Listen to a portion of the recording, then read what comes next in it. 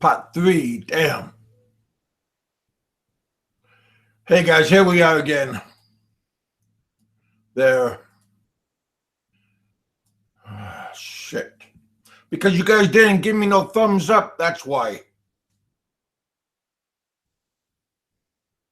No, I'm not popping pills.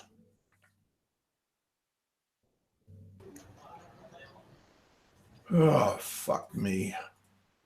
Hey, no, Peter, thanks for coming back.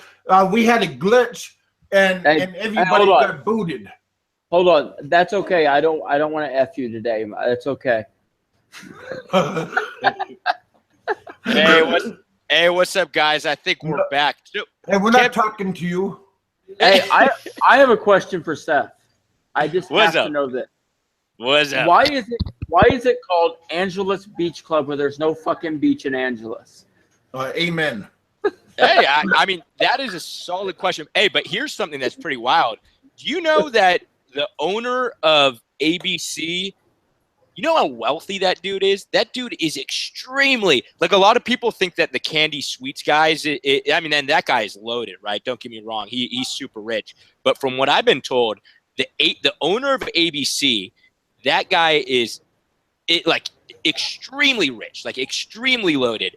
And I don't know what it was from. It's like from, I think he's like a very successful, what do you call that? Like he like buys and sells properties. Real estate agent, stupid. Yeah, well, not an agent. Yeah, he's a developer. He's a developer. And there's a new, I don't know if many people know this, but there's a new building right by Walking Street. It's this huge structure that's being built. That's him. He's Frontier. Yeah, that's his investment. The Frontier, yeah. Supposedly, you are talking about Louis Grand Hotel, ABC, or no. Louis Grand is the hotel where the dude disappeared. He was a Filipino American dude, and no one knows what happened to him. Some people say he got murdered. Some people say he's in Thailand. The dude just has not been heard of in over, I think, almost 2 years now. ABC Hotel is another hotel, very popular hotel. Angeles Beach. What's it called, Peter? Angeles Beach Club. Yeah, but here's the thing. It's popular, but it's not because nobody can fucking afford it.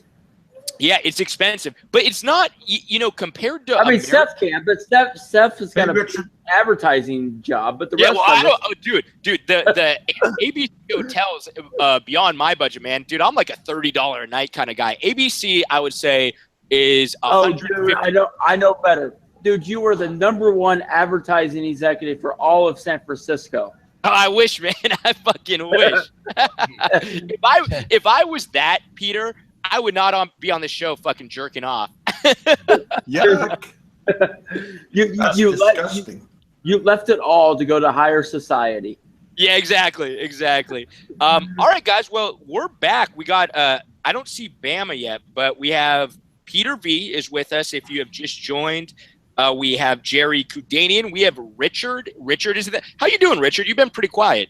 Yeah, I've been having some issues with this stupid old Dell computer, but I've been being able to listen on my iPad. It's been a pretty interesting show, Seth. Yeah, good show. Hold on. Let me tell you about the work ethic of SezStyle.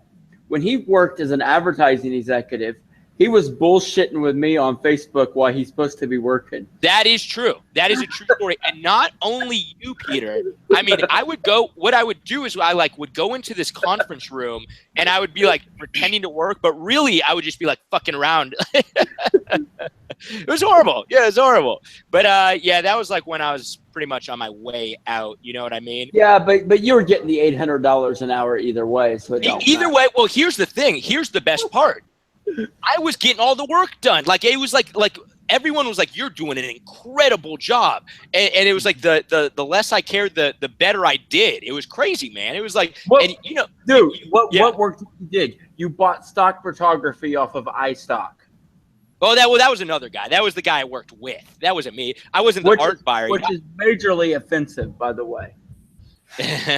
Well, they gotta use stock photography for concepting, right? They got a concept. No, they don't. You get a photographer and you hire them to do the job. Well, that's what we would do is we would concept. Listen, so concept you put together Big this. Macs too. What we're talking about, Big Macs. Photographers got to make money so they can afford their own Big Macs, so they don't have to you know, go down to the homeless shelter because there are 4 photographers. Dude, I gotta say, we this group of people are very interested because we just had probably 60 people, and 40 of them immediately came over. You know what I mean? Like people want more. They want more. But no, this is Peter. the first time that they've actually been able to see PV actually do something besides just do a video. Hey Pete, here's a good question for Peter, guys. Hey, when first of all, when are you gonna leave? That's one question, and the second part to that question is, where are you gonna go? Is that a good question to ask you? I'll answer the first part. I answered it in my last update video. My passport expires in September, and you can't go nowhere unless you have 6 months. So I have to get a new passport done. Yeah, but you can just go at the embassy and get it. You just go down to the embassy and get it. I have it scheduled to go in and get it done soon. Cool. Right. There's a big backlog on getting interviews right now. No. For a passport, Pete. For a passport, it's different. You basically go and renew your passport. You got to make sure that you renew your passport before it expires. It's around $70 to get a I think it's $80 now for a 10-year passport. But you got to make an appointment when you go into you got to make an online appointment for anything you do at the embassy. I have, and they're backlogged like crazy right now. But they can do a rush on it. It takes you about 10 days to get. You can get your passport in 10 days, bro. You can. Yeah, but I got to get that interview first. Interview for what, though? I got to go into the embassy and fill out the forms and raise my hand and blah blah blah and out. Oh, you can't do that stuff online and then send it to the embassy? No, it's got to be done in person. Yeah, because maybe you can't. But what do you got to raise your hand for? All you got to do is just fill out the application. Every 10 years, you got to swear that you won't sell it or give it away or whatever. Well, no. I mean, I just renewed my passport, unless it's done differently in Manila. You basically fill out the application, and then they just send you another passport. Yeah, but in the U.S., you just walk into the post office. No, they don't. You don't even do that anymore. You just do it online now in the U.S. At least, that's what I did. I mean, I did mine online, and I think they're. But anyways, the passport, that's the holdup. That's one of 2 holdups. The other holdup, when I had this BIR case, I had to put a bond in a bank account. I'm not leaving until I have that money. Yeah, I see what you're saying. You got to get that money back. There's no way I'm going to trust the Philippine government to send me back my money. Yeah, I have another question for Peter right now, and this is also a very interesting question because this is something that a lot of people always talk about, always speculate about, and this is the question from John Kramer again, a guy who's very curious about that. I already know the question. Yes, I am really that tall. Why is it that there are no records? Or he refers to the Golden Gloves. I think that's some sort of boxing association. And why is it that there is no DD 214? I think that's some sort of a military record that you served in the armed forces. Can you address that, please? Okay, I'll address the second part. I refer that to General Mattis at the Pentagon. We don't want to go to this Mattis thing again, dude. We don't know anybody. Man, I'm trying to tell you. Pete, we don't know anybody. We got no connection. And we can't rely on Porter. Okay, but listen. No, we got no connection. Listen, it will be huge. I'm going to give you a 2 on this one, dude, if you don't give us an answer. Listen, it's nobody's business. No, I know, but we got no connections. Don't refer us to a third party where we got no connections. We're just a bunch of peons here. Bunch of scumbags. Okay. Yo, I'm back, guys. I'm here.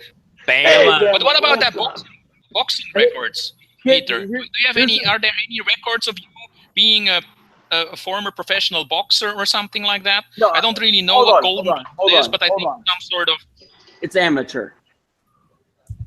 Okay, amateur boxing. I never boxed professionally. I only boxed in the amateurs. So there would be a record then? If I box professionally, I would be on boxrec.com. Is it true? Is it true that you fought Zab Judah? No. Sorry, No, I just pulled that. But I will out of tell my you. ass. I will tell you something. I have a friend of mine that beat the Filipino Flash as an amateur. Yeah, he beat him in PAL Nationals. But anyways, to answer the question, I mean the records would be at the regional office, but I mean that goes back 1997, 1998, 1999. But this is Golden Gloves you're talking about right now. Yeah, that I mean that would go back. I boxed 3 times in the regionals, 2 times in nationals, and I've competed in other tournaments as well. I mean that would go back. I boxed 3 times in the regionals. And can you tell us a little bit something about what class? I mean, what weight class? And if you okay, and did you win prizes or did I win tournaments? Yes, I've won tournaments. Bama, are you listening to this? Bama, are you listening to this? Yeah. Oh, okay. He's gonna fuck you up. Believe me. I don't know, man. Well, here's the thing. I trust that Barry has already went into training camp and he's working on his footwork and he's working on ring awareness. Slip and slide, buddy. Slip and slide. Yeah. No, I feel Barry's like straight up a street fighter. You are Barry's both a street slipping fighter. and sliding. No slipping and I sliding, want to ask bobbing and you weaving. guys. I want to ask you, the two of you, Bama and Peter. And he's working on Roberto. Happen? What needs to happen? What are your requirements to make this fight happen? I mean, what would be your requirements for this fight to happen? For the two of you to meet up, 12 rounds of boxing somewhere in the gym. I don't know where. What do you need? Peter, for you, go first. What do you need to happen for you to say, I agree? Here's the thing. I need a couple million. Man, what? No, here's the thing. I don't really care. For me, it would just be to bullshit around. Okay. I mean, at the end of the day, I think Bama's going to be bullshitting around, Peter. Hey, that's fine. That's fine. No, for me, listen. If you're going with an attitude, you might want to wear a mask or something, because I don't think Bama's coming. No, I'll have headgear on. Bama's a killer. I'm not wearing no fucking. Don't forget to subscribe. Listen to what I'm about to say. For me, boxing is a sport. It's not a street fight. It is strictly competition, just like I would do any other sport. But would you agree in a fair, nice setting in a box gym, which there are many in throughout Manila, for instance, and I don't know how the situation is down in Cebu, but in a box gym of your choice, to under guidance of a referee or something like that, with really professionally, to meet up with Bama and do 12 rounds of boxing.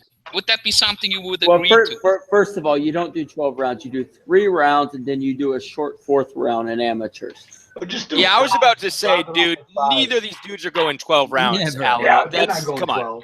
Seth, I can go 15 rounds with you, old school. Yeah. Rocky Marciano style. Yeah, no. I mean, hey, I'll be honest with you guys. I've thrown on gloves before, and after 2 rounds, I was heaving, guys, and I'm like pretty fit. I'm not like some smoker. You get tired, dude. You get tired. Seth, we've seen you in the gym. You're not that fit. Yeah. What I'm saying is I'm not like no, you're right. I'm a scrawny bastard. He's calling you out, Seth. I'm a scrawny bastard, but what I'm saying is I'm not like an overweight guy. I'm not a. What is that? Are you talking about me? Yeah, well, a little bit. Yeah, we're always talking about you, Kev. Anyways, there are 2 questions. There are 2 questions out there. You might wanna look at this. I don't want to be the question reader for a while here, because there is something that Cantina Mela Bellina wants to ask, and John Kramer. Actually, really good questions about the boxing past of Peter. Interesting one. Maybe you want to read it out to him. All right. Let's see. He's Capelina Soybean, who I believe is like your cousin, Peter. I think this person's related to you, honestly. But this person like knows your family, and she says, follow-up question: ask why his own sister Joella says he never boxed a day in his life? ? Well, you know what? Here's the thing. We don't know any of this bullshit because they make up fake accounts of all my family members and then say they said shit. Joella, here's the other thing. Joella, which is, how old is she now? But she's quite a bit younger. I just can't think of how much younger she actually is. Is this your younger sister? Yeah, she's quite a bit younger. Okay. She's early 20s now. I have a personal question, Peter.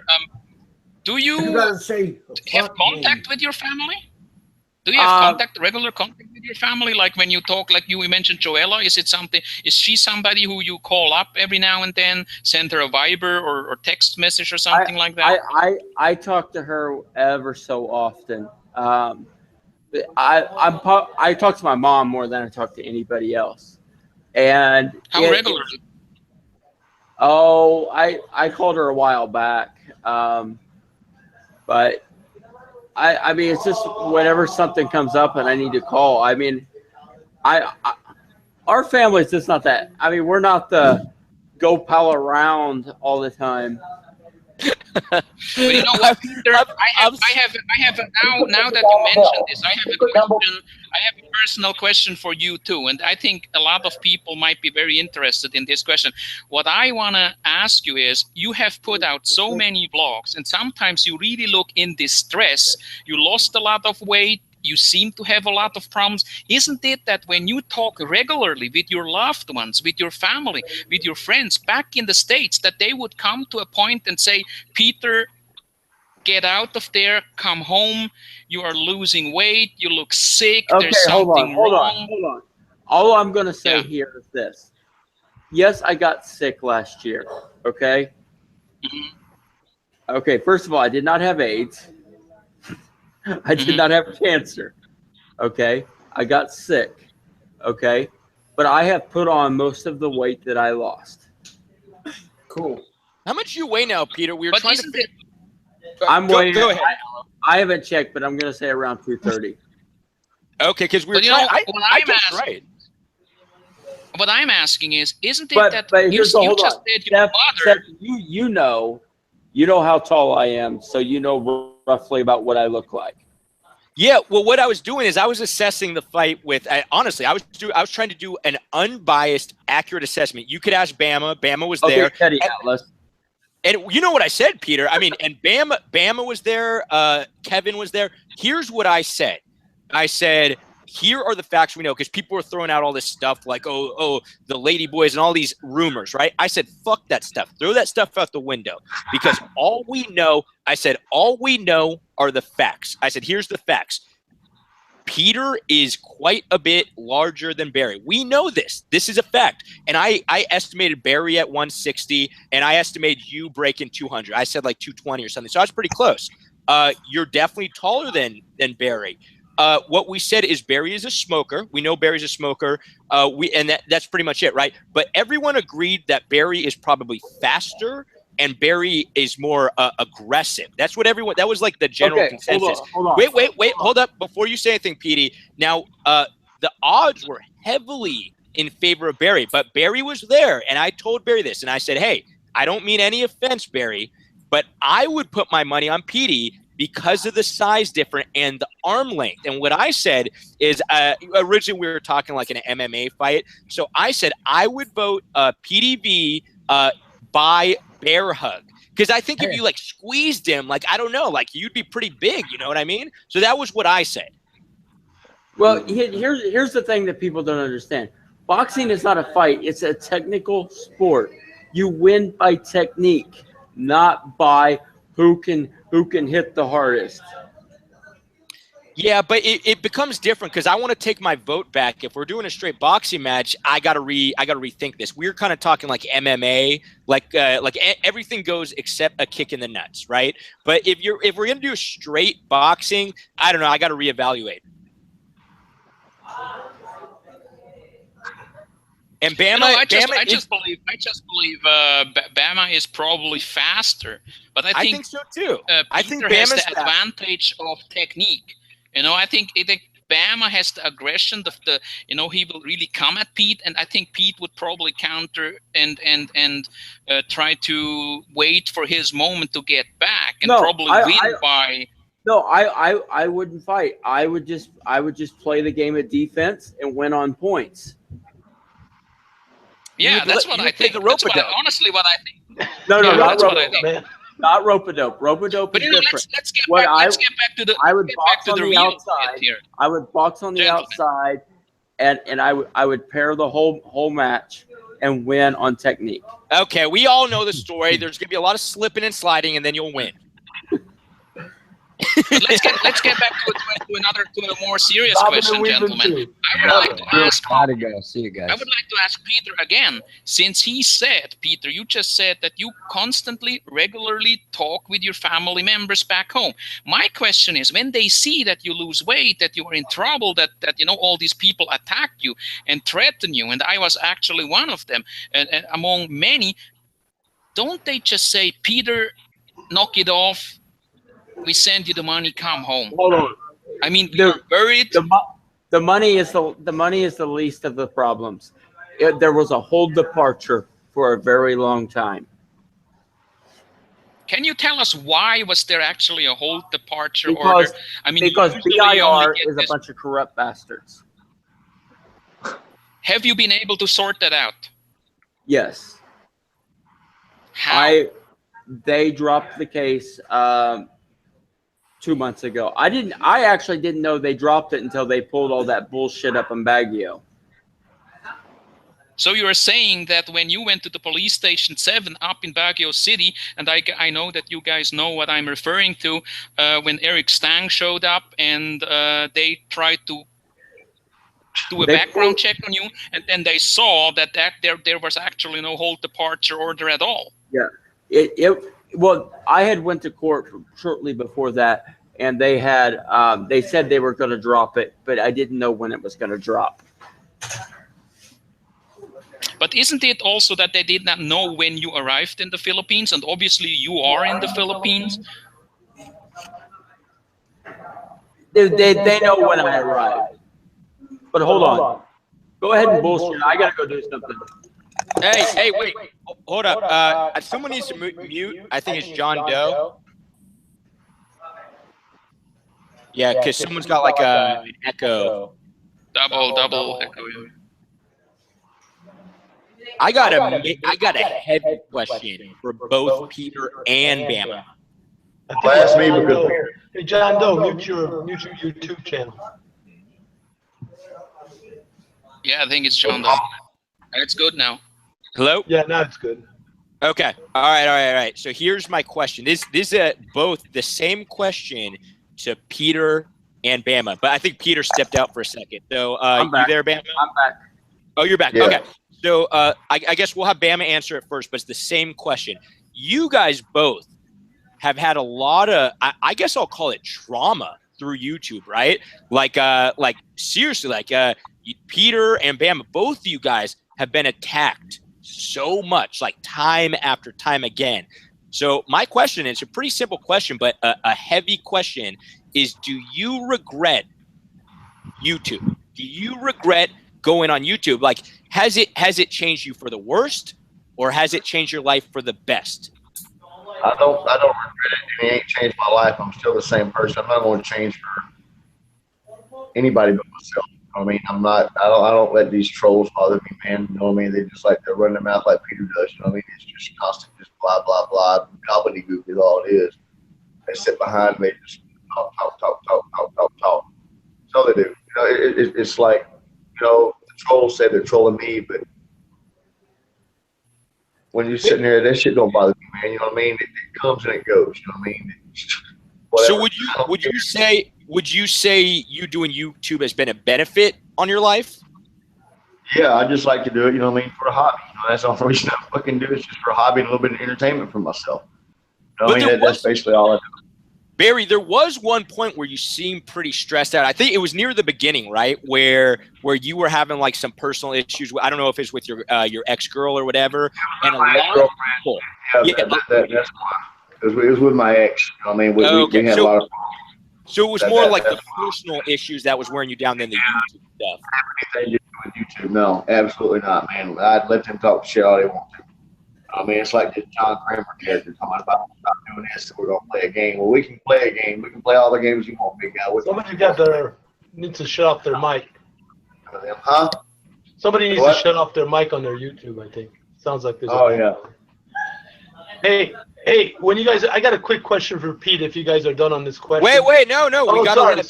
We gotta let Pete answer the question. Pete, do you need me to repeat it, or you got it? Okay, here's the thing. I have over 9,200 reasons to be thankful for my old channel. So you're saying the money was good, but what about all the fucking stress, man? Remember when you were like Aloe was talking about, there was a time when you were pretty sick and people are like bashing you, people are reaching out to your family. Like, was it worth it? No, here's the thing. These people were not reaching out to my family because they were concerned. They were reaching out to my family to fuck with them. For sure. So that's what I'm talking about. Like, is there any regrets? Because like you kind of kept going, right? You were like standing your ground. You're like, I'm not fucking apologizing. You were like, and you just kept kind of making videos. No, and I don't expect you to. But what I'm saying is, do you have any like for example, I will not apologize for saying that Lynn can cook Filipino dog food. Yeah, no, I know you won't. And like I said, I would never expect you to, because I know that you're not going to, right? I'm someone I wouldn't even ask you to, because I know. But what I'm saying is there a point of time when you're at like an all-time low, when you were sick, people were bashing you, were you like, fuck, man, I probably shouldn't have done this YouTube shit? No, because it wasn't really connected to YouTube. And you also got to understand that I do have some medical issues.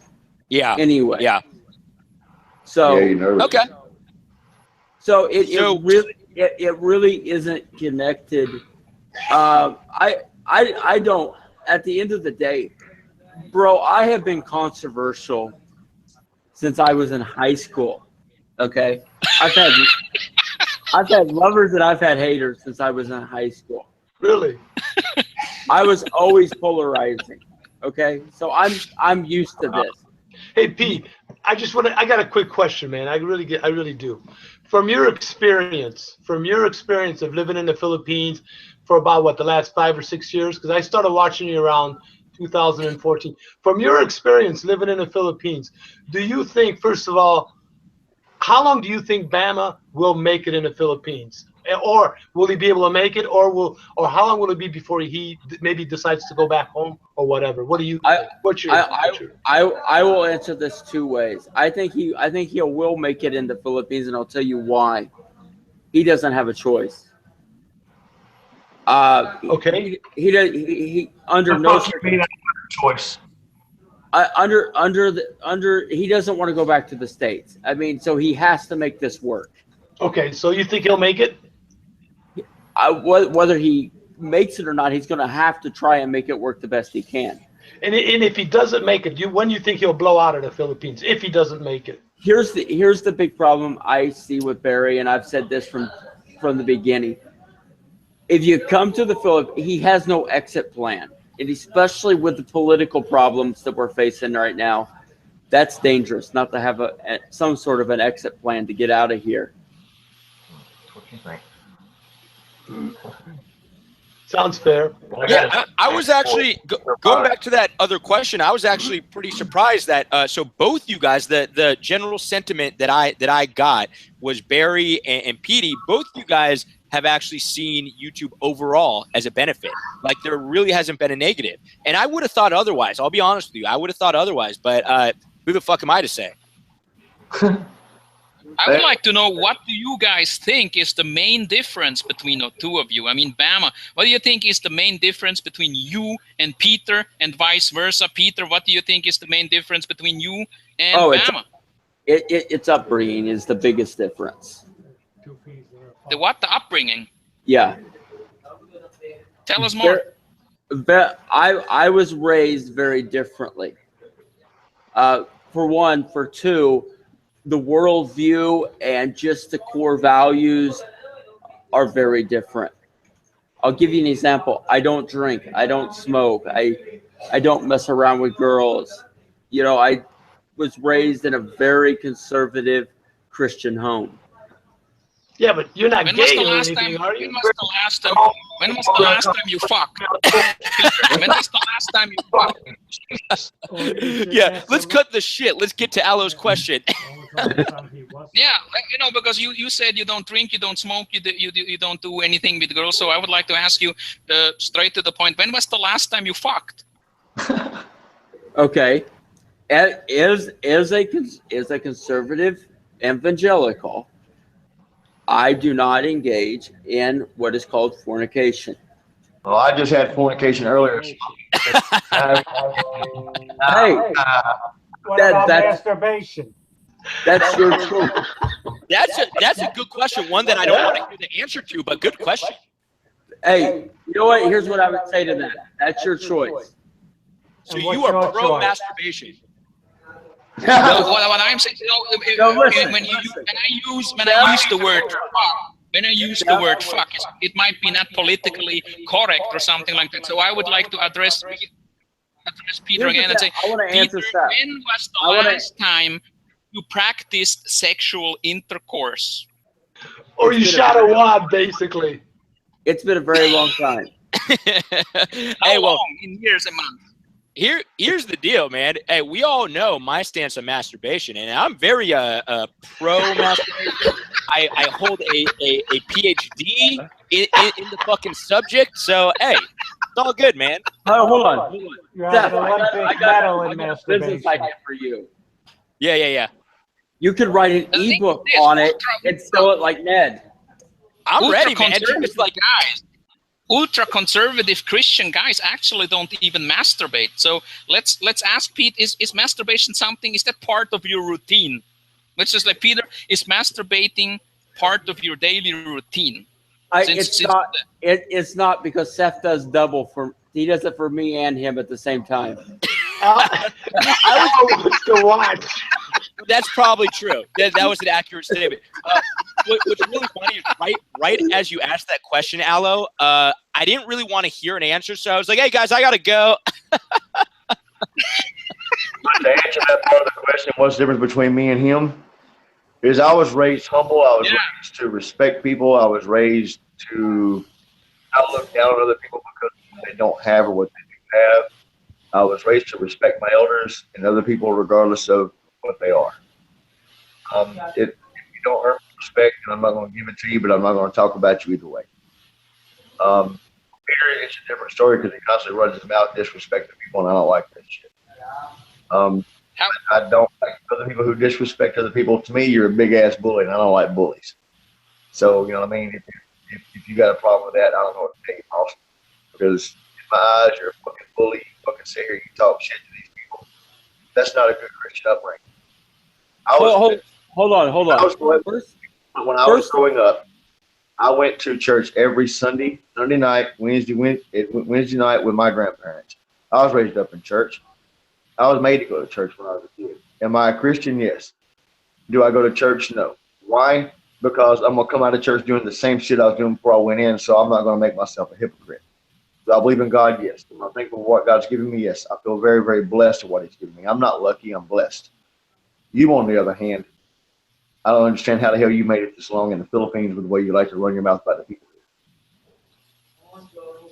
Hey, let me say something here. This is pretty wild. You are both actually Christians, right? So I'm just saying you're both Christians, and Christians are supposed to be really good people, right? Now, I'm probably supposed to be the worst person between the three of us.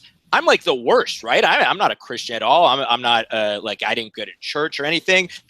So that's pretty interesting, man, because you two are seen in a pretty negative light, not by everybody. Some people like you, but for the majority, I would say, well, Bama's making a comeback. Bama's making a comeback, but Peter's definitely the bad guy. And then there's me. Then there's me, like there's me, the biggest degenerate out of everybody. No, that's nonsense. You know why? Because you know what? I could look at my stats from my old channel, and I can look at the people. They come and watch, so they must be interested in something. Oh yeah, but just because they watch doesn't mean they like you. I mean, a lot of people watch a lot of stuff because they hate it, right? Hey, as long as they click those ads, I don't care. I mean, you are for sure. I mean, hands down, you are the most hated out of this community, for sure, hands down. No, Barry, no, I don't think Barry comes. No, I'm not. Who is? Your pedophile friend. Who? Beboats. Oh, he is pretty hated. That's a good point. I forgot about him. He's so hated, I forgot about him. Yeah, that's a good point. I don't have much to say about that. Yeah. I would say Barry's not as hated. Barry's not as hated. There is a very small cult following of haters against me that are very loud, but it's not as big as it seems. Hey, you guys, I got to go, man. You guys have a good one. And right, hopefully you're still on by the time I get home. I'm leaving work here, so you guys have a good one. Thanks for having me on. Appreciate it. Hey, Jerry, always a pleasure, man. Thanks, Seth. Hey, thanks, BigKev. Appreciate it, guys. Good show. Have a good one. Hey, we have two other people in the room. So we have John Doe, and then we have another guy who's in the room. I don't think who we've heard from. Can you guys speak?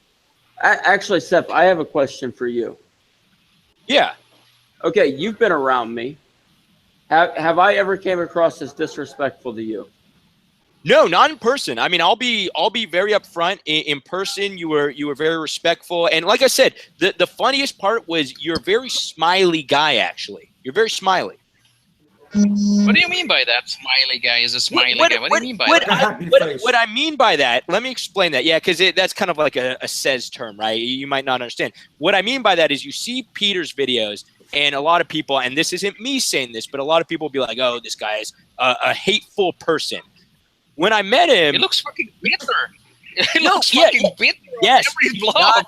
He's not like that in person. He was laughing the whole time. It was a very lighthearted conversation. Like I said, he did talk too much about politics, but it was very lighthearted. There was not a particular moment at all where the dude got angry. Not at all, right? It was very just casual, just kind of laughing, talking, shooting the shit, right? But on video, I can understand why people get so upset. I mean, I'm not one of the people who gets upset, but I could understand why people tend to hate you. Yeah, I get it. But equally, you know, Seth comes across as a complete idiot on his show. And that's true. But he's actually a decent guy. No. How I come across is 100% accurate. I am just kind of stupid. Hey, Seth. Hello, Mr. Lost. How are you?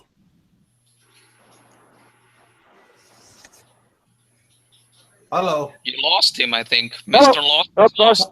Hello. How's it going? Good. How you doing today?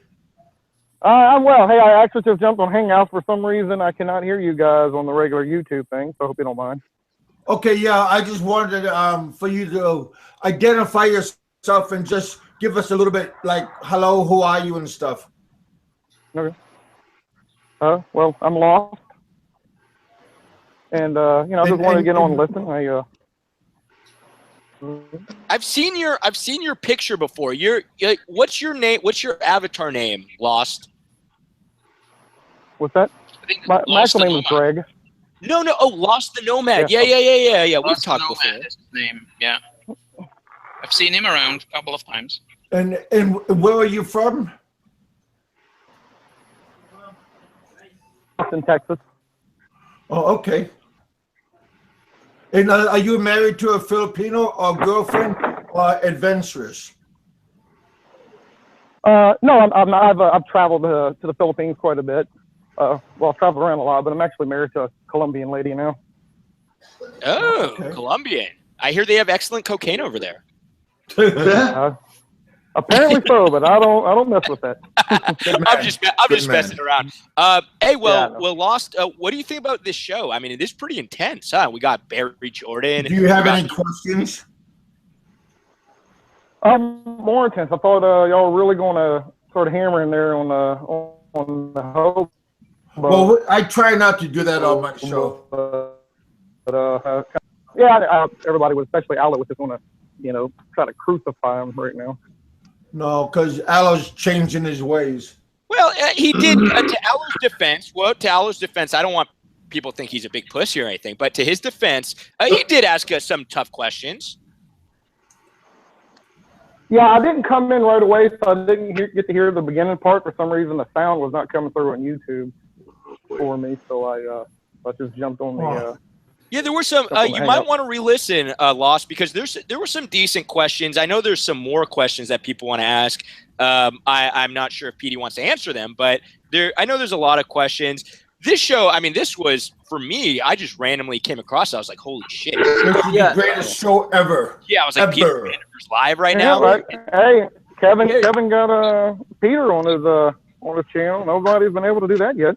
Yeah. And I had Psychosis on my show also. And was Psychosis on earlier? Oh, I had him. Yeah. I had him too. I had him on too, and they actually spoke on my blog, so that was also a little bit. Yeah, Aloe got him first. Yeah. You guys suck. You guys suck. And I had a female yesterday. Actually, I wanted to have her on too. Thank you. I wanted to have her on. Donna Johnson, right, Kevin? Yeah, she's going to come by later on. Hopefully we're still on. Hey, Peter, seriously, thank you much for coming on and giving me a chance. Yeah, no problem. Here is the thing that I want to ask. Is Steph, when are you going to buy Angeles? Because that's your ultimate plan, just to buy real estate all over Angeles and be like Porter is in Makati. Yeah, man. Well, first I got to find some money. First, Barry needs to teach me how to get random people to just give you money. So that's the first. I'm going to get trained from Barry J, the best, and then I'm going to spend all this money. All right, baby, I'll shut the door. Sorry. No, here's how you do it, Steph. I'm going to tell you how you do it. You run for president, and you don't say anything you're going to do. You're just going to say it's going to be huge, it's going to be big, and just trust me because I'm Donald Trump. Man, if you guys, I mean, I know I'm not a political guy at all. You know that, you guys know this, but when you turn on the TV in America, because I don't watch TV, right? But when you turn on the TV in America, it's like a bigger shit show than this show in particular. You know what I mean? Like the TV nowadays, it's just too much, man. I can't even watch. Hold on. I got one question, Steph. I just need to know this. Where in the hell is my wall in Mexico? That's all I need to know. You have to tell me. Yeah, all this stuff. I'm telling you, I don't like whatever's going on here in America, like with all I care about. Hold on, I'm not. You're like, that's all I care about. I just want two things. I just have two questions. Where the hell is my wall, and where the hell is Hillary? What prison is she in? See, hey, you know what? You and Barry, I knew. Hold up, I knew you and Barry would get along, and you just reminded me of something, Petey. You and Barry get along. Barry's just being quiet, man. You're both big Trump fans. Nice. Aren't you both Trump fans though? No, I'm not. I thought you were. No, I'm a Huckabee guy.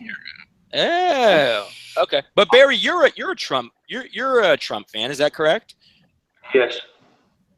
Okay. Oh, but Petey, you're not like big on Trump. Trump is a sex pat. Well, he's got. I think that should be the next. Peter, I think that should be your next video. Actually, that would be actually a good video title. Actually, here's the thing: is Trump is on his third wife, and she's 24 years younger. That makes you jealous. Are you? Melania? You know what? I think that video will get a lot of views. John Kramer wants us to ask more tough questions. I'm kind of like, I'm out of questions, man. I got nothing. These guys, like, they answer questions. Actually, what John Kramer wanted to still clarify with one question was for Bama, and then the other one was for Peter. And the first question actually was, as far as I remember, he was asking what year did Peter box, because John Kramer was not able to get any data in online. And hold on. Here's the thing. Why are all the questions about me personally and not about the Philippines, which is what we're supposed to be talking about? I have no idea. John Kramer seems to be a very curious guy when it comes to your boxing history. This has been a constant theme every time they get their questions to me. It's never about the Philippines. It's always about this and that. You know what? I'm not running for president of the United States. Wait, you know what? This is a very interesting idea. Hold up. This is a very interesting. Gunterm 2009. He says, I say let Bama and PDV ask questions now. Now, I don't know if this is what he meant, but what I got from that is, why don't we give Bama and PDV the chance to ask questions to the trolls? Okay, that's a good idea. That's a good idea. Good idea, right? So, yeah. Peter, you've come, like I said, a lot of criticism. I think we all know this, and probably well-deserved, but it was... No, it's not. No, it's not. Well, here's the thing. What is there anything you want to ask these trolls? Is there anything you would like to publicly say to them? Because, I mean, like you said, you have... I just have one question. How many damn computers in their control center does it take to run all the accounts at once? we always said apparently just a whole lot of internet cafes in Baguio. Yeah. I want to know, did you ever pay them for that there, Pete, after you went to jail? I didn't go to jail. I didn't get arrested. I did not get arrested. I did not. Did what you call it. Okay, but anyway, did you ever pay the man back after stealing? Hold on. For someone that has had legal issues, you should know getting questioned is not getting arrested. Until you go before a judge, you haven't been arrested. Jesus Christ. Did you ever pay that back after stealing from him? Did you ever pay that man back after stealing from him? I'll tell you, I'm not going to give that kid an opinion. I'm going to tell you why. Interesting. He filmed illegally to give Dave Phillips to put on the internet. He's lucky I didn't find him and beat the hell out of him for that. That's true. Yeah, you go ahead and hit a Filipino, you're going to wish you didn't. I've done it before. Mistake.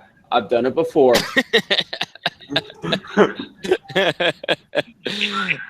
Barry, I don't think you realize how big I am. I don't think I'm going to have a problem. I don't give a fuck how big you are. I fought boys bigger than you understand? Fought guys a lot bigger than you, Peter. You don't scare me. Nobody's scared. I don't fear nobody but God. Do you understand me? You're not damn shame about to back down. Okay. I'm sure if Mike Tyson stands in front of you, you're going to say that. Damn right I would. Mike Tyson might beat my ass, but I damn sure wouldn't back down from him. I don't run from no fucking body. He ain't gonna beat your ass. He's gonna break your jaw. Now, I don't want to sound like the pussy in the room, but I'll tell you guys fact: if Mike Tyson got in my face, I would run the fucking other way. Fuck that. Fuck pride. I've seen that dude. I've seen that dude. I will tell you what. So many people. I will tell you what. If Mike Tyson's gonna hit me, unless Buster Douglas is right there, I'm heading the hell the other way. Hell yeah. What's that, BigKev? I said Tyson is still deadly. Shit, man, I would run the other way if BigKev was running at me. Plus, here's the reality. Here's the reality. If Mike Tyson was there, I really want to keep my ears. No kidding. I'm not gonna say that. Let's see what else. Barry, any questions to the trolls, to the 43 trolls in the room? Not really. Don't forget to like. Yeah, I don't really like subscribe. Seth, like and subscribe. Like and subscribe. This has been a good show, Kev. I mean, I think a lot of people are going to listen to this probably after the fact, and they want to. I'm going to listen to it again. Here's the thing. Here's the thing. Although Petey and Bama, I wouldn't call them friends. They at least got the chance to interact on a more personal basis, because the videos, like one person uploads a video and then the other person uploads a video, that's not communication. You know what I mean? Yeah. Yeah. Oh, here's a good one. John Kramer's got some good questions. This one's for Bama. He says, "What is your exact back injury?" Like he wants a more specific explanation. I have a cracked and fractured back. Okay, 2 torn muscles in the lower left side of my back. 2 separate muscles are torn. Was this from a particular event, Bama? This happened when I was working at the bar. I had a guy 6'9" grab me by my throat and my scrotum and run me into a metal pole sideways, bent me around the fucking pole. Wait. I couldn't walk. Say that one more time, because I thought I heard the word scrotum. Yeah, he grabbed me by my neck and my nuts and run me into a fucking metal. Whoa, wait, are you fucking serious, bro? Fucking pain. But my back is cracked and fractured. You understand? So sciatic nerve. I have 4. I forget what they're called. But little arms that hang on the side of your vertebrae. I got 3 of those that are broke off. One's hanging on by a hair. It's not good arthritis on my back. My back is between my shoulder blades. I have 5 vertebrae. No cushion, no nothing. Do you have to pop painkillers like to alleviate the pain? Yeah, I'm eating ibuprofen daily, but it's pain that I live with constantly. So you know what I mean. It's something I'm grown accustomed to. And I got man. 7 years old. Man, that's wild. Did you get any money, like a payment from that dude who did it? Because he caused the pain, right? Well, I got restitution. He went to jail. The other bouncers at the bar beat that boy. Put him in the hospital for a week. But yeah, I got restitution from him. So. Ooh, wait, we gotta hold up. The show has taken a turn. Why? What happened? I'm gonna read this. This is a question for Aloe De Winter. Hold up. Bobby K says, "And what the fuck are you doing on a live show, Aloe? You were bagging BigKev before. Now you're on his fucking show. You are a bottom feeder." Okay, I addressed that one earlier. In I think 2 or 3 blocks earlier, I explained when I came into the live chat on BigKev's show. Robert was there and said, a couple of guys in the live chat said, "Let Aloe on the show. Get Aloe on the show," right? Kevin said they told me, give Aloe the link. Several of you guys. And I wasn't gonna do it. Yeah, hey, Aloe. Hey, Aloe. Yeah. Hey, your voice is all crackling. Can you sign out and sign right back in? Hold on. Okay, Aloe's here for the same reason Bobby K and everybody else is here, because PV is here. Of course. I know that's why I'm here. I will admit, the only reason I came on here is because I heard Peter V's voice, and I was like, I gotta be part of history. So actually, You didn't come because accurate of my statement. buddy? That's sad. You, Kev. Usually I come because of you, Kev, but in this particular case, I got sucked in. I was like, dude, I got to be a part of this shit. Yeah, you didn't even invite me, Kev. I just kind of inserted myself into your show. Sorry about that. Yeah, you weaseled yourself in. I did. Okay, so Aloe, you still there? Yeah, Aloe's gonna sign out. Okay, I want to have a serious discussion. Go ahead, buddy. How if we are guests in a country, how are we guests if we're paying our own way? Because when you have a guest in your home, they don't pay for anything. I gotta go. We'll finish this shit later, man. I gotta go, dude. Hey, later, Okay, man. well, we could do it again Bye, tomorrow That's if fine. We can do it tomorrow. Mr. Peter wants to. Yeah. I'll talk to you Okay, later, man. do I you gotta guys go, hear me dude. better now? Yeah. Hey, later, Bama. Yeah, Aloe, you sound better. Later. What's the question Thanks, again? Peter. Have a good night. Well, Okay. go ahead, Peter. why do expats go on and on and on about how we're guests? Because a guest, you have a guest in your home, it's your responsibility to look after them and to take care of them, but we're paying our own way. So we're not guests, we're residents, which is a different. So why do expats go on and on and on that we're guests? That's a good question. Here's my take on it. I think the word, because I hear what you're saying, but I think the word guest, it's more of like, what would you call that? Like, I don't know if metaphor is the correct word. What they're saying is it's not our country, right? We are not citizens of this country. So I don't think they mean guest in necessarily the same way as like, hey, you would have a guest at your house. Seth, is that really true? When you look at the US aid that we give to the Philippines, yeah, we pretty much own the damn place. Well, there is. Yeah, you're right. There's a ton of American influence. That's for damn sure. No, and you make a good point, but I think when you say it, you're taking it more literal than what they mean. I understand both sides. For example, like if I were to say, yo, I'm a guest here, it's because I don't really have any rights in that country. So it's more like almost an expression. You know what I mean? That's the way I take it. I could be wrong. And you've been wrong before. Oh, it's not the first time. For the majority, I usually am wrong. I know this. Well, maybe BigKev should answer the question because I was not able to answer it. Why am I on the show? Because that's a good question. Before because I allow you to be. No, it's actually because people ask you, send out the link, get Aloe on, because they said, okay, he's a coward, he wouldn't come on the show. Oh. And then people in the live chat actually said, hey, get him on the show. And I said, listen, when you come to my channel, I send you out the hangout links, and you know, it's not about that. We have our differences. We attack each other one way or the other, but I don't do this boycotting, censorship blocking thing. That's the reason why I'm here. But you know, it turned out to be a really great show. I must say that really great show. A really great show. Well, I must say, because it was history in the making. Well, we got 3 shows.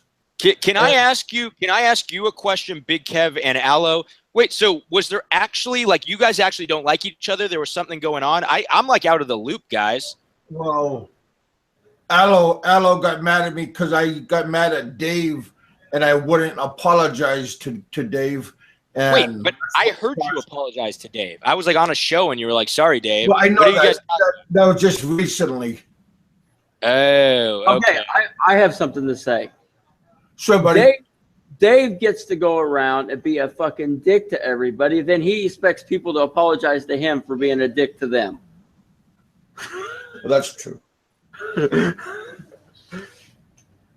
I want to see a show with Peter and Dave. That would be a good show. What do you think, Aloe?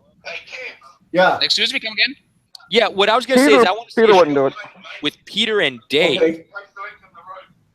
Yeah, absolutely. I mean, ask Peter. Peter's willing I got 46 to come on the Aloe de Winter radio blogs. Is that still an offer? Is that still something you would consider doing, Peter, to come on my show and talk about a few things? Here's the issue. I want a no holds barred Lincoln style debate with me and Henry. Okay. And where that's a cop out. Hey, Kiwi Mike, how you doing, buddy? I want to talk about the 15 girls he's banged in the last 4 years and why he doesn't consider himself a womanizer. Or Peter, you just do what you did tonight. Oh no, I won't be so reserved with Henry. No, what I meant is you come on my show. You come on my show, and then I do the interview with you, and then we'll take the questions off the live chat. And actually, here's what would happen. Okay, Chuck. Henry would last about 5 minutes with me, and then he would just leave. What about Dave? What about Dave? Dave, with all the BS that's gone on off of YouTube, and I know a lot of things that he's pulled that I'm not going to discuss. Just talk to me later. The only way I'm going to deal with Dave is it needs to be face to face, and there's a lot of BS that's going on, and I do mean a lot. Between the two of you, behind the scenes, you're talking. No, I haven't talked to him, but I got to a point that I finally became like Dave and started doing some digging and found some of the really scandalous crap he's been pulling. Ooh, do tell. Such as what? That's you're not talking to be, that's not to be discussed in this venue. Okay. Not in this venue. Okay. Maybe tomorrow, huh? Okay. What we'll just say some of the stuff that some of these accusations that he's came up with, he's pulling out of his ass and he's hurting a lot of people. Give an example. Accusations towards you, Peter? A big example. A big example is a situation about my sister that passed away. What did he say about your sister? Please refresh my memory, because I don't really know what you are referring to right now. He has came up with this wild, circumstantial, based on half of the facts, that supposedly that I am responsible for my sister's death in 1990. Is that the river raft incident that you are referring to? There was no river raft. There was no raft involved. But it's really none of his business. But he's tried to drag all this stuff up and make all these circumstantial BS. And the most recent one is tried to put out all these videos saying that I had left the Philippines. That was the one I was talking about. Actually, I'm gonna be honest with you, Peter. With the content aside, like the message aside, I watched that video and it was actually pretty funny. Like it wasn't like the normal hate video of Peter V that says like really bad stuff about you. It was just kind of like a goofy video, and I couldn't help but laugh because whoever did it put this really goofy song in the background. You got to check it out, man. You got to do me a favor and check it out, and then I want your initial reaction. Oh, I will. Hold on. I will have to check it out because I'm going to hit him with copyright violations. No, he put this.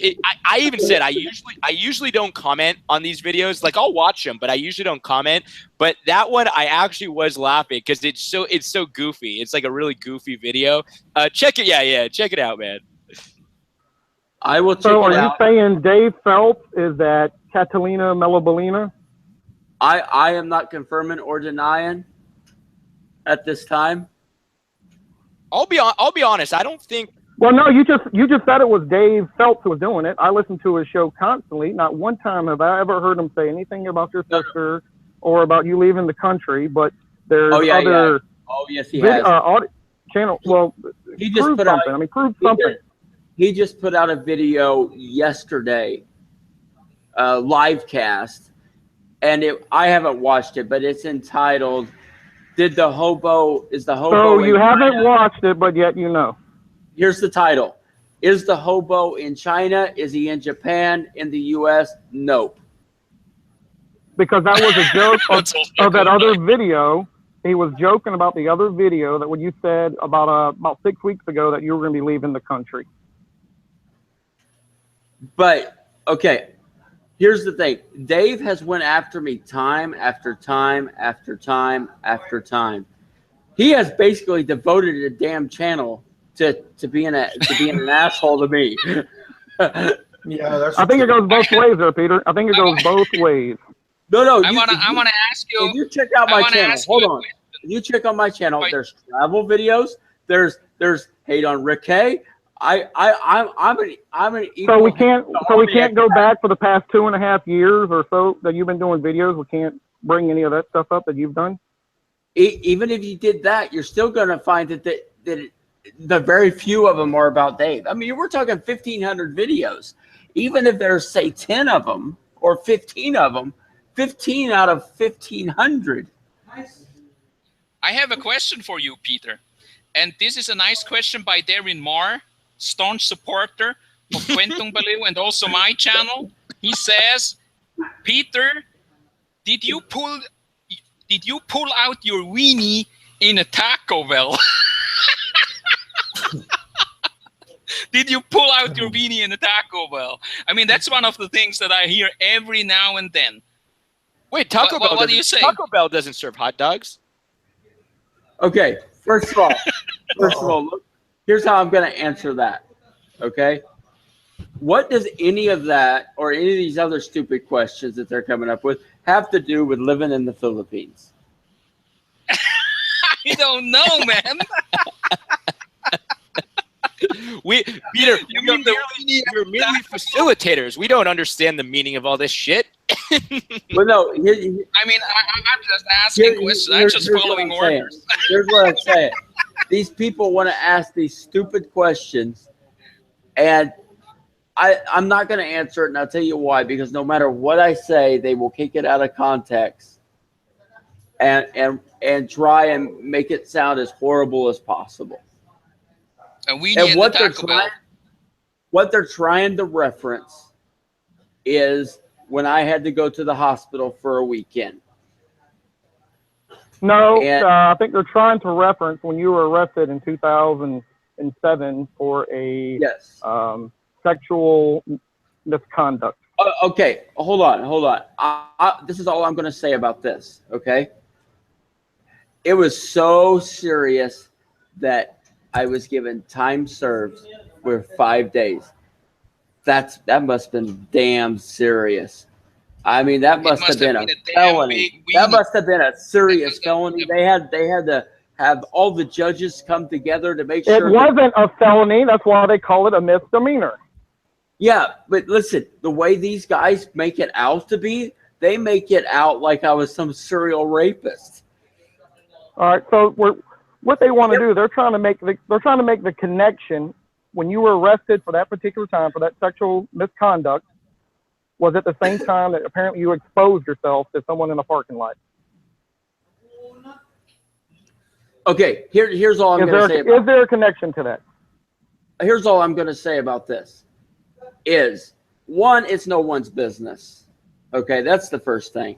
Second thing is, I was at the hospital for 4 days. 4 days. I spent a whole one night in county, and I went to court the next morning, and the judge said, "Get the hell out of my courtroom." That's all it amounted to. Let me say this. I had forgot all about it until these trolls brought it up. That's how serious it was. Well, I would want to forget about. Well, we could just leave it at that then. PD, I'm sorry. I have a question for Big Kev. Is your wiener out as we speak? No, I got cold hands. Totally inappropriate. Totally inappropriate, Kev.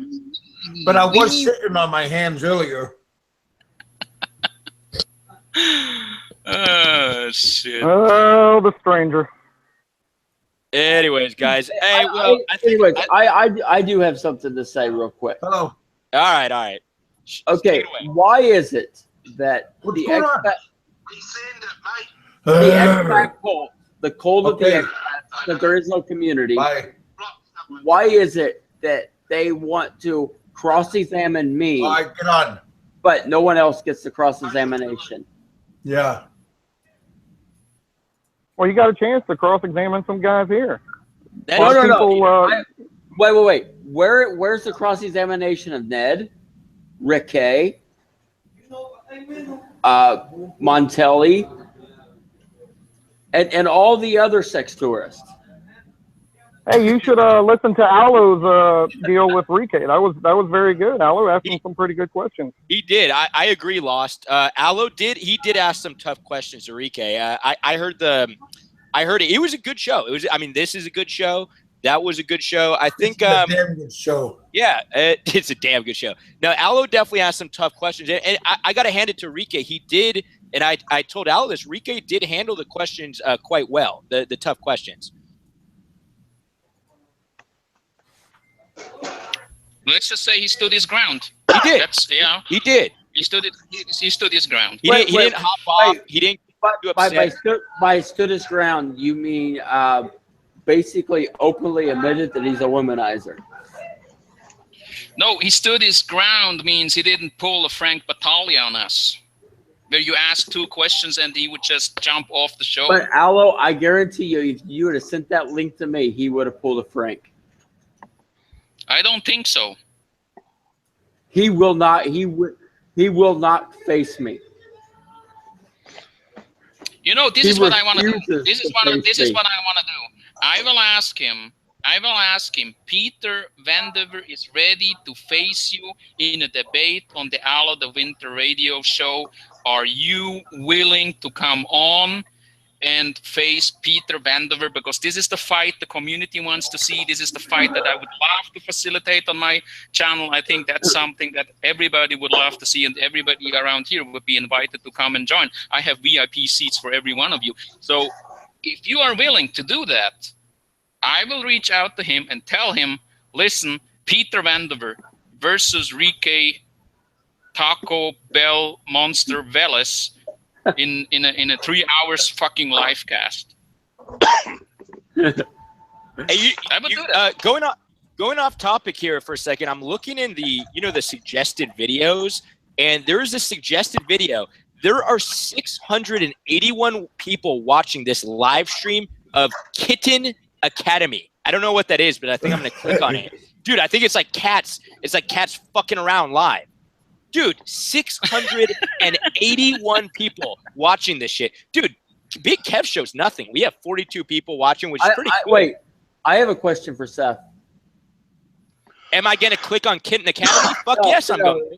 No. Does it hurt to wear high heels to high society? High heels to high society. I wouldn't know, man.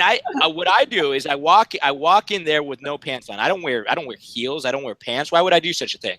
Because you're disgusting. Yeah, you'll catch me at high society. I'm the guy with no pants. And all right, guys. And filming the 80-year-old man with a 19-year-old girl. Lucky girl. Hey, you guys want to hear something about that video? I'll tell you guys a story about that video. So I did a video in high society. The one you got a copyright violation for? No. I didn't get a copyright violation. Hear this out. It's even more interesting. So I did a video, and I was filming these dudes who were doing this weird dance. And people told me, like, I didn't know what the fuck they were doing. But people said it was some kind of, I guess, what's that, like Saudi Arabian dance? I don't know what it was. But it was some kind of Middle Eastern cultural dance. But at the time, I didn't know what it was. So I'm filming it. I'm like, this is wild, man. Like, I've never seen dudes dance like this. It was kind of strange. And anyway, so a lot of people made funny. Said Aloe? Was it these 2 Arabs? Was it these 2 Arab guys? Yeah, it was. And they were doing it. It looked like a fairy dance or something. That's how it looked to me. And I'm like, what are these dudes doing? Like it to me, I was just I was filming it. It was interesting, whatever, right? And a lot of people were kind of making jokes about it and saying, what the fuck are these guys? You know, a lot of the commenters in that video got a lot of views. One of the guys reached out to me via Facebook and said he hates this video and I have to take it down or you know, he's going to do something. And, you know, I'm a really respectable guy. So I said, well, which one are you? There's 3 guys. Which one are you? There's 3 guys. There's 3 guys dancing like fairies. I said, which one are you? And he said, oh, you got to, we're all of them. We're a group together. But I'm a nice guy. So if you go back to that video, I actually blurred out their faces. I said, hey, man, it's all good. I get it. I will blur out your faces and then we're good. And I said, I'll let you know when it's done. So I did. I went to the video. I blurred out all their faces. And he was cool with that. And he said, thank you. So that guy actually, isn't that pretty funny? That dude saw that video. I'm sorry, you lost me somewhere along the way. Oh, well, that was the end of the story. It's not that interesting. Peter V is way more interesting than my story. Peter, Hey, are you circumcised? What the hell? Get straight to the point. I believe all Americans are circumcised. I hope. So I'm you're an not American gonna and find you are out. circumcised. Okay, circumcised. Peter is circumcised. Let's write that down. Dude, Yeah, it's But I thought he was born in the Philippines. All Americans are circumcised. Yeah, well, I won't say all Americans, but 99.9% of Americans are circumcised at birth before they leave the hospital. Is that true, guys? I have no idea. Is that true? I was, and I'm a little bit bigger than everybody else. I have no. I'm pro foreskin myself, and what I do is I let the it's called schmegma, right? It's schmegma. It's a cheesy like substance that if you don't wash the foreskin, it accumulates. I'm gonna get sick. And then I make sandwiches. Oh, that's a cheese spread. When you start talking about schmegma, I think it's time to end the show. Not really. I think it's to throw in another 4 hours. But I'm getting worn out, man. I got nothing. Dude, go ahead. We're gonna sit down and here's the other thing. If we get off the air, then Len's gonna talk to Seth about having a baby, and he don't want to hear it. That's pretty true. That's pretty true, actually. I better stay on as long as possible. No, well, here's the thing, guys. I felt like I had so many questions to ask Barry, to ask Peter, but when the actual time came and like I was on the spot, I really have nothing to ask. It was like built up. It was built up. And then I'm like, you can access. Says you can actually read the John Kramer comment here because he is sending a lot of questions through here in the live chat. Here's the thing with John Kramer. John Kramer is a very intelligent guy. He's obviously looked up a lot of information, but here's the problem. The reason I'm not asking his questions is because I already know Peter's not going to answer them because they're really like detail-oriented questions. Like, for example, he said, well, tell me the exact year you boxed. Or tell me the exact date. I already know. Like from I would have asked earlier on, but I know Peter's gonna just say no. I'm not. Well, here's the thing. Whoever Mr. Kramer is, unless he's Kramer from Cheers, we have no idea who this guy is. Yeah, and you know what, Peter? I don't blame you for not answering the very specific questions. Like, if someone asked me a very specific question, like, what is your address or something like that? Like, I'm not going to answer that. Fuck that. So I get it. So that's kind of going back. I know where you live. That's scary. You live in high society. We all know that. yeah, I am in there quite often. And then if you move, we know your new home is Viking. Viking, sir. It's across the street from Viking. Oh, the buffet is good. And then when you go eat breakfast, you go right across the street there to that fucking restaurant that's 3 times what the food's worth. Oh, you're talking about Kokomo's. Yes. That's a nice place. I do have a question. Here's a more lighthearted than what they give you. Hey, here's a more lighthearted question. That is not, it's nothing personal, no personal information or anything like that. Here's a lighthearted question. This is coming from Kat Bellina. She says, ask him, well, I think the original question is, why do you call province Providence? That was because a lot of people, say they say Providence. And you know what, Peter, you're not the only one I've heard say that. But you know it's province. Why are you doing it to like fuck with people? What's your stance on that? Why do you call it Providence? I have no idea. That was it's an honest answer. It was an honest answer. That's an honest answer. You know what would have been a better Give him a 1 for that one. At least 1. I'm giving a 1 for that one. You know what would have been? Give him a 1. You know what would have been a better answer would have been I just enjoy. I like the word. Province is a good word. That's fair. Hey, but you know what's funny? You're like I said, Peter, you're not the first. I've heard at least 4 people, and they weren't joking, they weren't mocking you or anything. I've heard 4 people just out of nowhere. They've said Providence as well. And it probably comes, if I were to guess, it's because you're thinking of Providence, Rhode Island. Well, no. Here's the other issue, and this is just the reality. Because of my issues with my neurology, for whatever reason, I slur certain words. Me too. Hey, that's fair, man. Yeah. That's fair. Well, Kev, no, that's not why you slur, Kev. It's because you're drunk. No, because it's my medicine and my head trauma that I had. Oh, okay. So it's a combination of the two. Yeah. You're like all short question. Hey, short question. Who's the guy in the middle here? The Mike with the koala. Hey, that's Kiwi Mike. Tarsier. That's my buddy. Tarsier. That's Kiwi Mike. Is it? Can you unmute him, because I believe he is one of the guys who made a lot of comments about me, and I want to ask him a few questions. I tell you who I want to see. I want to see Mikey 550 come on here and sing. That would be good. That would be good. Do that. Hey, well, I'll say I'm giving Peter a 1 for that one. That was a good question. Now I think a lot of people. That was a good one. Yeah, that was a good one. Yeah. That was a good one. That was an honest answer. Yeah, it was. It was. He should come on and do a whole concert for us. Yeah, I agree. I'm sick of talking. The viewers are sick of hearing me talk. Let's just get Mike to come on and sing and end the show.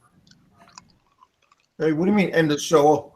You just sit down and be quiet. Come on, Mike, say something. Mikey 550, come on. Yeah. Hello. Okay, I can hear you. Keep it, Mike. Oh, right? I got a question for Mike. Mike, why does your voice sound funny? You kind of sound funny as well. Well, because he's maybe from another country. Yeah, that sort of helps. Yeah. I'm eating, guys. I'll be there in a minute. Okay. Actually says he is the guy whom I was talking about, who was not able to grasp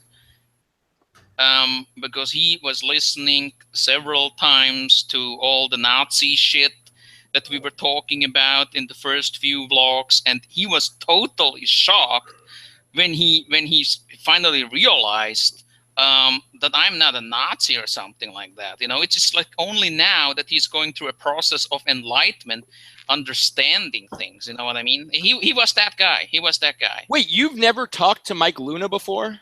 That's my buddy.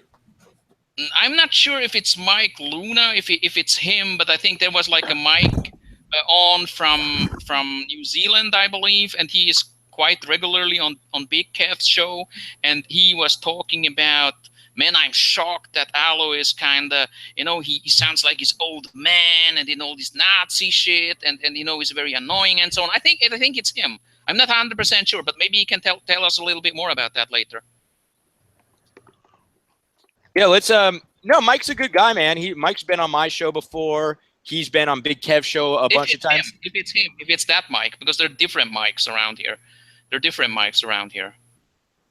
I mean, we got Mikey 550, easy to identify, and then we got like Mike, the one that is here now with the Tarsier on his avatar. But I believe there was another Mike, but I'm not 100% sure. Maybe Mike asking you, I think it was you, right? It was you who was talking about. Yeah, okay, it was me. Okay, tell us a little bit more. I mean, what, since I am here and you are here, tell us what do you think about the show? I mean, you're not the greatest fan of it, as I have heard. Well, I'm not a great fan of some of the things you've said. That's correct, yeah. Because this is what I want to tell you first of all. Because you had a problem with, you know, all this Nazi stuff with this, and then you started to say stuff like he sounds like his old man, and he is kind of like this. Well, I didn't say you're an old man. No, you said I sound like my old man. I might sound like my old man because all this Nazi terminology. I tell you this.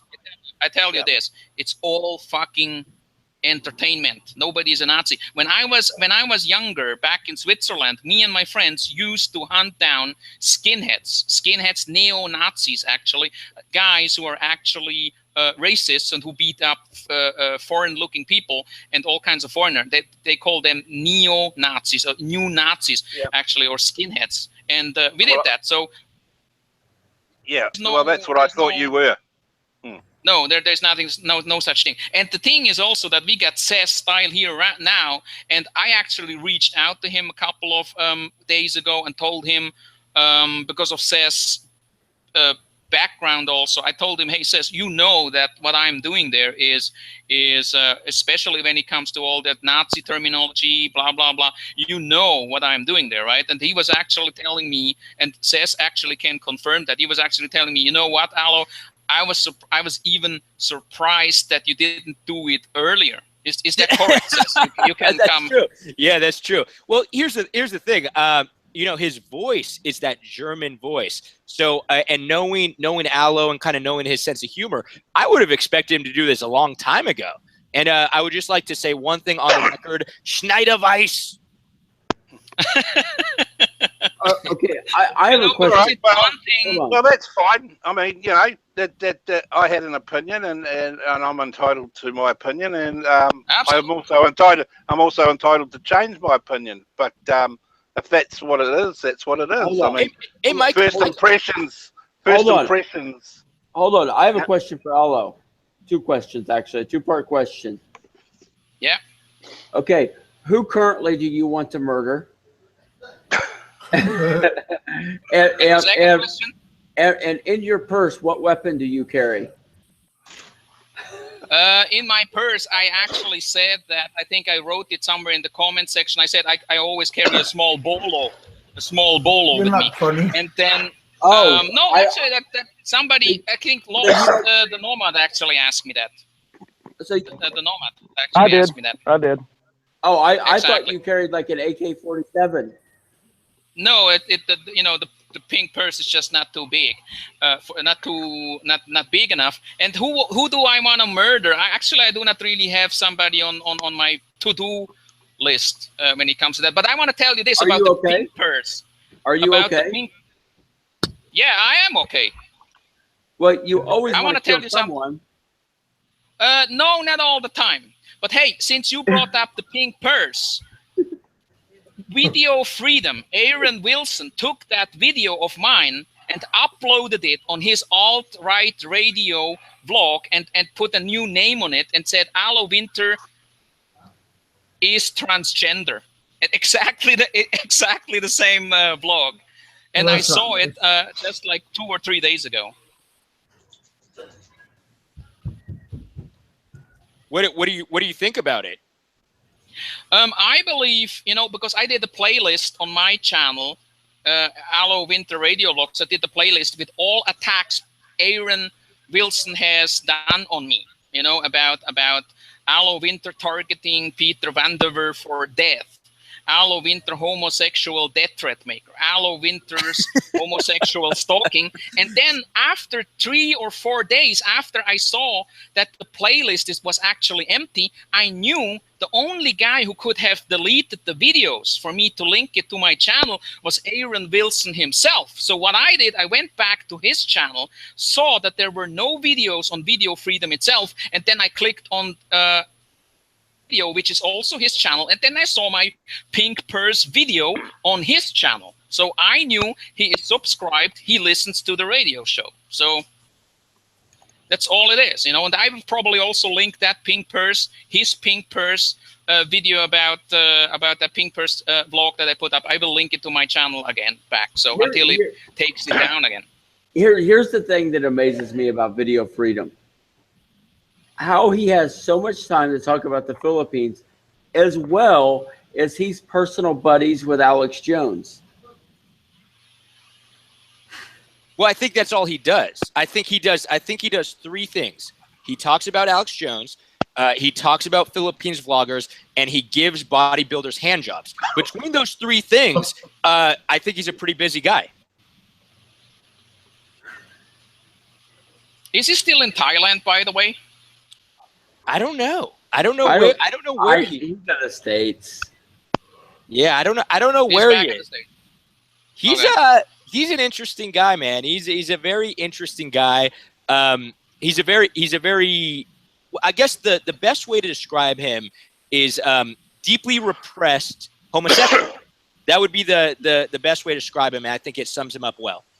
Here's the thing: he is the white version of Jeffrey Swift. I don't know, because I wouldn't say Jeffrey Swift is a homosexual. Jeffrey Swift, he's debatable. No, but the thing with pretty weird. The thing with VF is yeah, man, he well, number one, he loves me. I mean, loves me in a passionate way. He's expressed his love to me personally. He expresses his love quite often, actually. So what's wrong with that? But well, there's nothing wrong with that. But it's I don't swing that way. So it's like I'm flattered for the offer, but it's like I had to turn him down, and now he's lashing out. But I don't believe that. It depends on how much hard liquor you have. Well, he's a deeply repressed homosexual, whether he's sober or drinking a lot of hard liquor. So it's like yeah, man, it's like it's weird because wait a second. I just figured it out.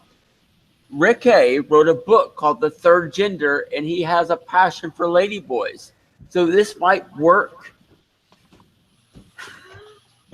Actually, JLB is the guy who has a passion for ladyboys. If you look at the blogs, Psychosis is he's got the hots for cis anyway. We know that. Yeah, man. I'm telling. No, well, it's not a secret. Actually, he's expressed his love to me firsthand. He has in graphic details how he wants to perform fellatio on me, and I had to say, like, hey, this is pretty intense, bro. And ever since then, he's been lashing out. But what's crazy about him is he has been, although he's deeply repressed, he's been very recently coming out of the closet, expressing his love for me.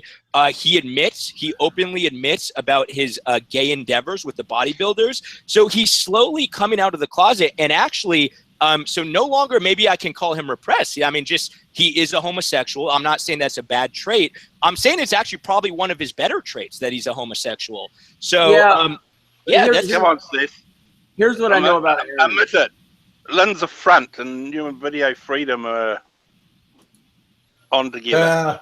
He wishes it was a front, because then he can, he could rock my world, right? But that's not the case. Although he has sent me a very detailed description of how he wants to perform fellatio, that's not me. That's not my thing. Hey, if that's your thing, that's all good, but that's not my thing. So it's like, hey, sorry, man. Like, hey, once again, I'm flattered that someone would want to do that, but it's not my deal. And ever since then, man, he's been lashing out. But he has been openly expressing love for me. Anyway, openly expresses. Hold on.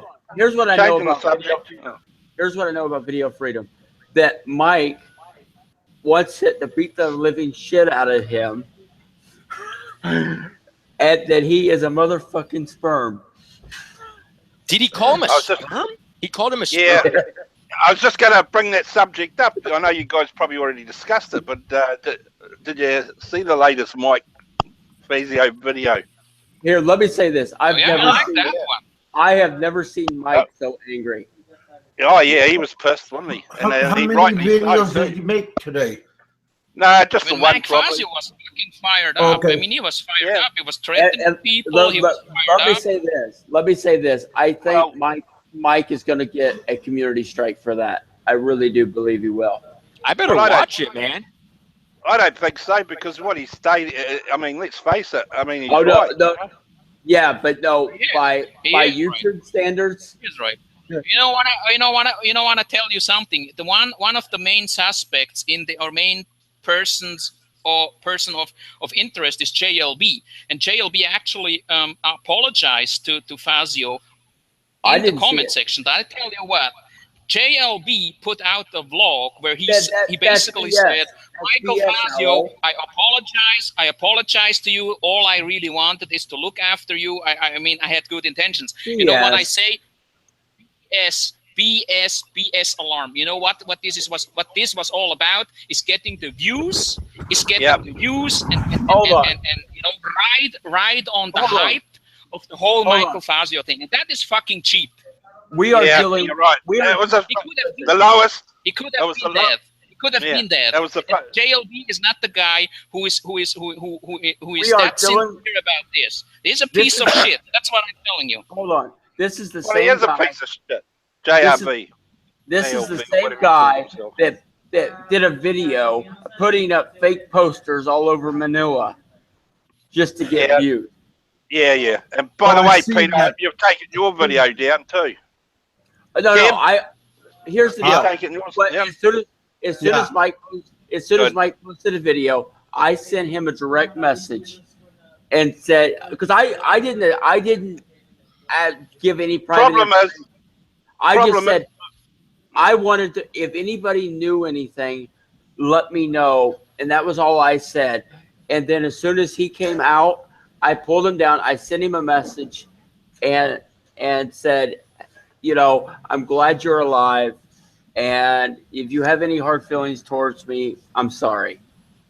This is the problem with all this drama, it's got to a limit now where it did affect some guy, that was bad. It was bad all round. We all fell into it. That JLB. I got a question. JLB does not care he doesn't anyone. care. The thing is, if Michael Fazio indeed would have been dead, he doesn't care. And now it turns out he is not dead. And then who the fuck is JLB? How is he related to Michael Fazio anyway? I mean, that's the point. I can tell you this much. Michael Fazio was a big topic, and JLB tried to ride on it. That's all it is. And people who do that are pieces of shit. That's how it is. Steph can confirm this. Roy Patterson, Palawan experience, is one of the most laid-back guys in all the expats. Yeah, Ray's chill. I like Ray. Ray's a good guy. He was not chill about this issue with Michael with Porter face. Can I ask a question? Because he wouldn't call him a live motherfucker and all kinds of stuff. Here's a question to Heminger. It was my understanding the first time I ever saw this thing about Fazio was a comment from Mrs. Heminger on Kev's show. That was the first time I heard it. And the first thing, of course, I've been dealing with Miss Heminger for years, like over 2 years now. So I know Heminger. Heminger likes to stir the pot. I think even Hemi would agree on that. Hemi, are you the one who started the rumor? Can you confirm or deny that? I think he did. I think Heminger started it. And I was like, when I first saw it, I was like, oh dear, he's like starting a rumor and people are believing it. So I was calling bullshit from the start. But actually, when 3 people confirmed it, that's when I believed it. I was like, holy shit, man. Yeah, but you know what? It's the rumor itself. I mean, when you say someone's died, it doesn't matter, even if it's Peter V. If he died, everyone would say, "Oh fuck," It's like it's okay, maybe not. So maybe that's the wrong example there, I know. But you know what I'm saying? It's like it's like Here's the thing. Hold on. Someone's died. Everyone goes, "Oh fuck," It's like wow, Here's the thing. That's what started it. Someone did fake a death a couple months ago, and I said, that's sad. I apologize. Let them grieve. And then it came out they really didn't die, and there's no obituary, and there's no death certificate, and we don't even know if they faked their cancer. Oh, wait a second. I need to jump in here. What do you mean by that? What do you mean by that, Peter? I'm not touching that one. I'm not touching. What do you mean by that, Peter? Well, you know what? April Weaver still has no obituary. No, Peter. No, you can't do that. No, I'm cool with a lot of things, but the thing is, April Weaver really passed away. I mean, I feel very awkward right now even saying this, but that is really for sure. I mean, that is really what happened. He's showing his true colors once again. I mean that it's just I have to jump in here because I knew April from the Kwentong Baliw shows and I have spoken with her also when we were not on the shows, and she really there is really no basis of what you just said, Peter. I just need to tell you that there's really, I mean, I don't know why you didn't find any documents online or any confirmations online, but saying that this was fake that's just absolutely wrong. Well, here's the other issue I have. Okay, and just hear me out. Okay. Is Phelps. He always talked about, you know, he just wants to go back and he doesn't care, blah, blah, blah, blah. He went to Canada, but he didn't go down to San Antonio to the funeral.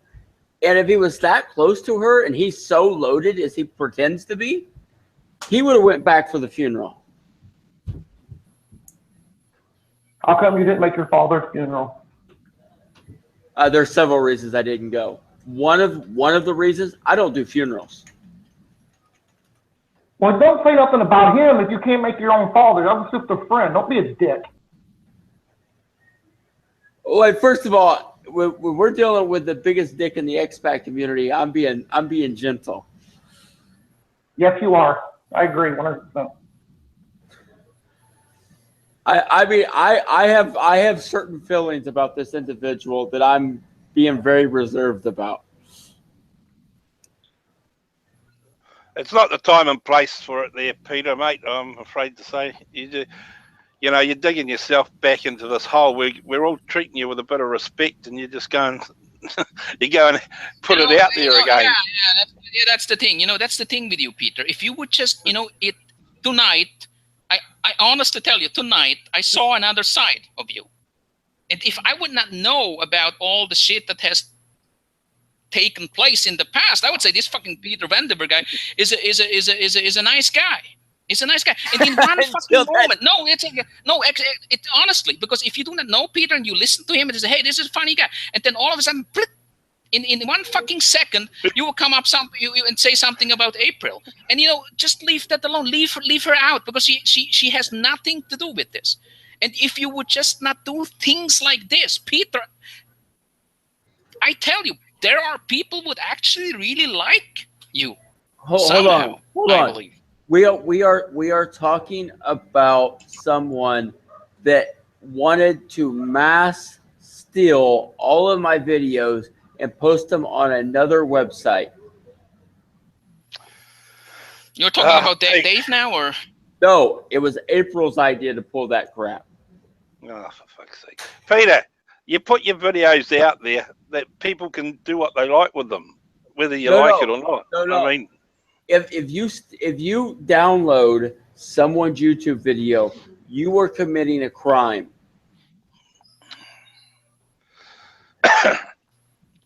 I don't know. You're in New Zealand, right? Yeah. Not that it makes any difference. I'm not sure what New Zealand's laws are, but YouTube is a U.S. company, and in the United States, if you download someone's content without their permission, that is a crime. Yeah, but you give permission by putting it on YouTube. No.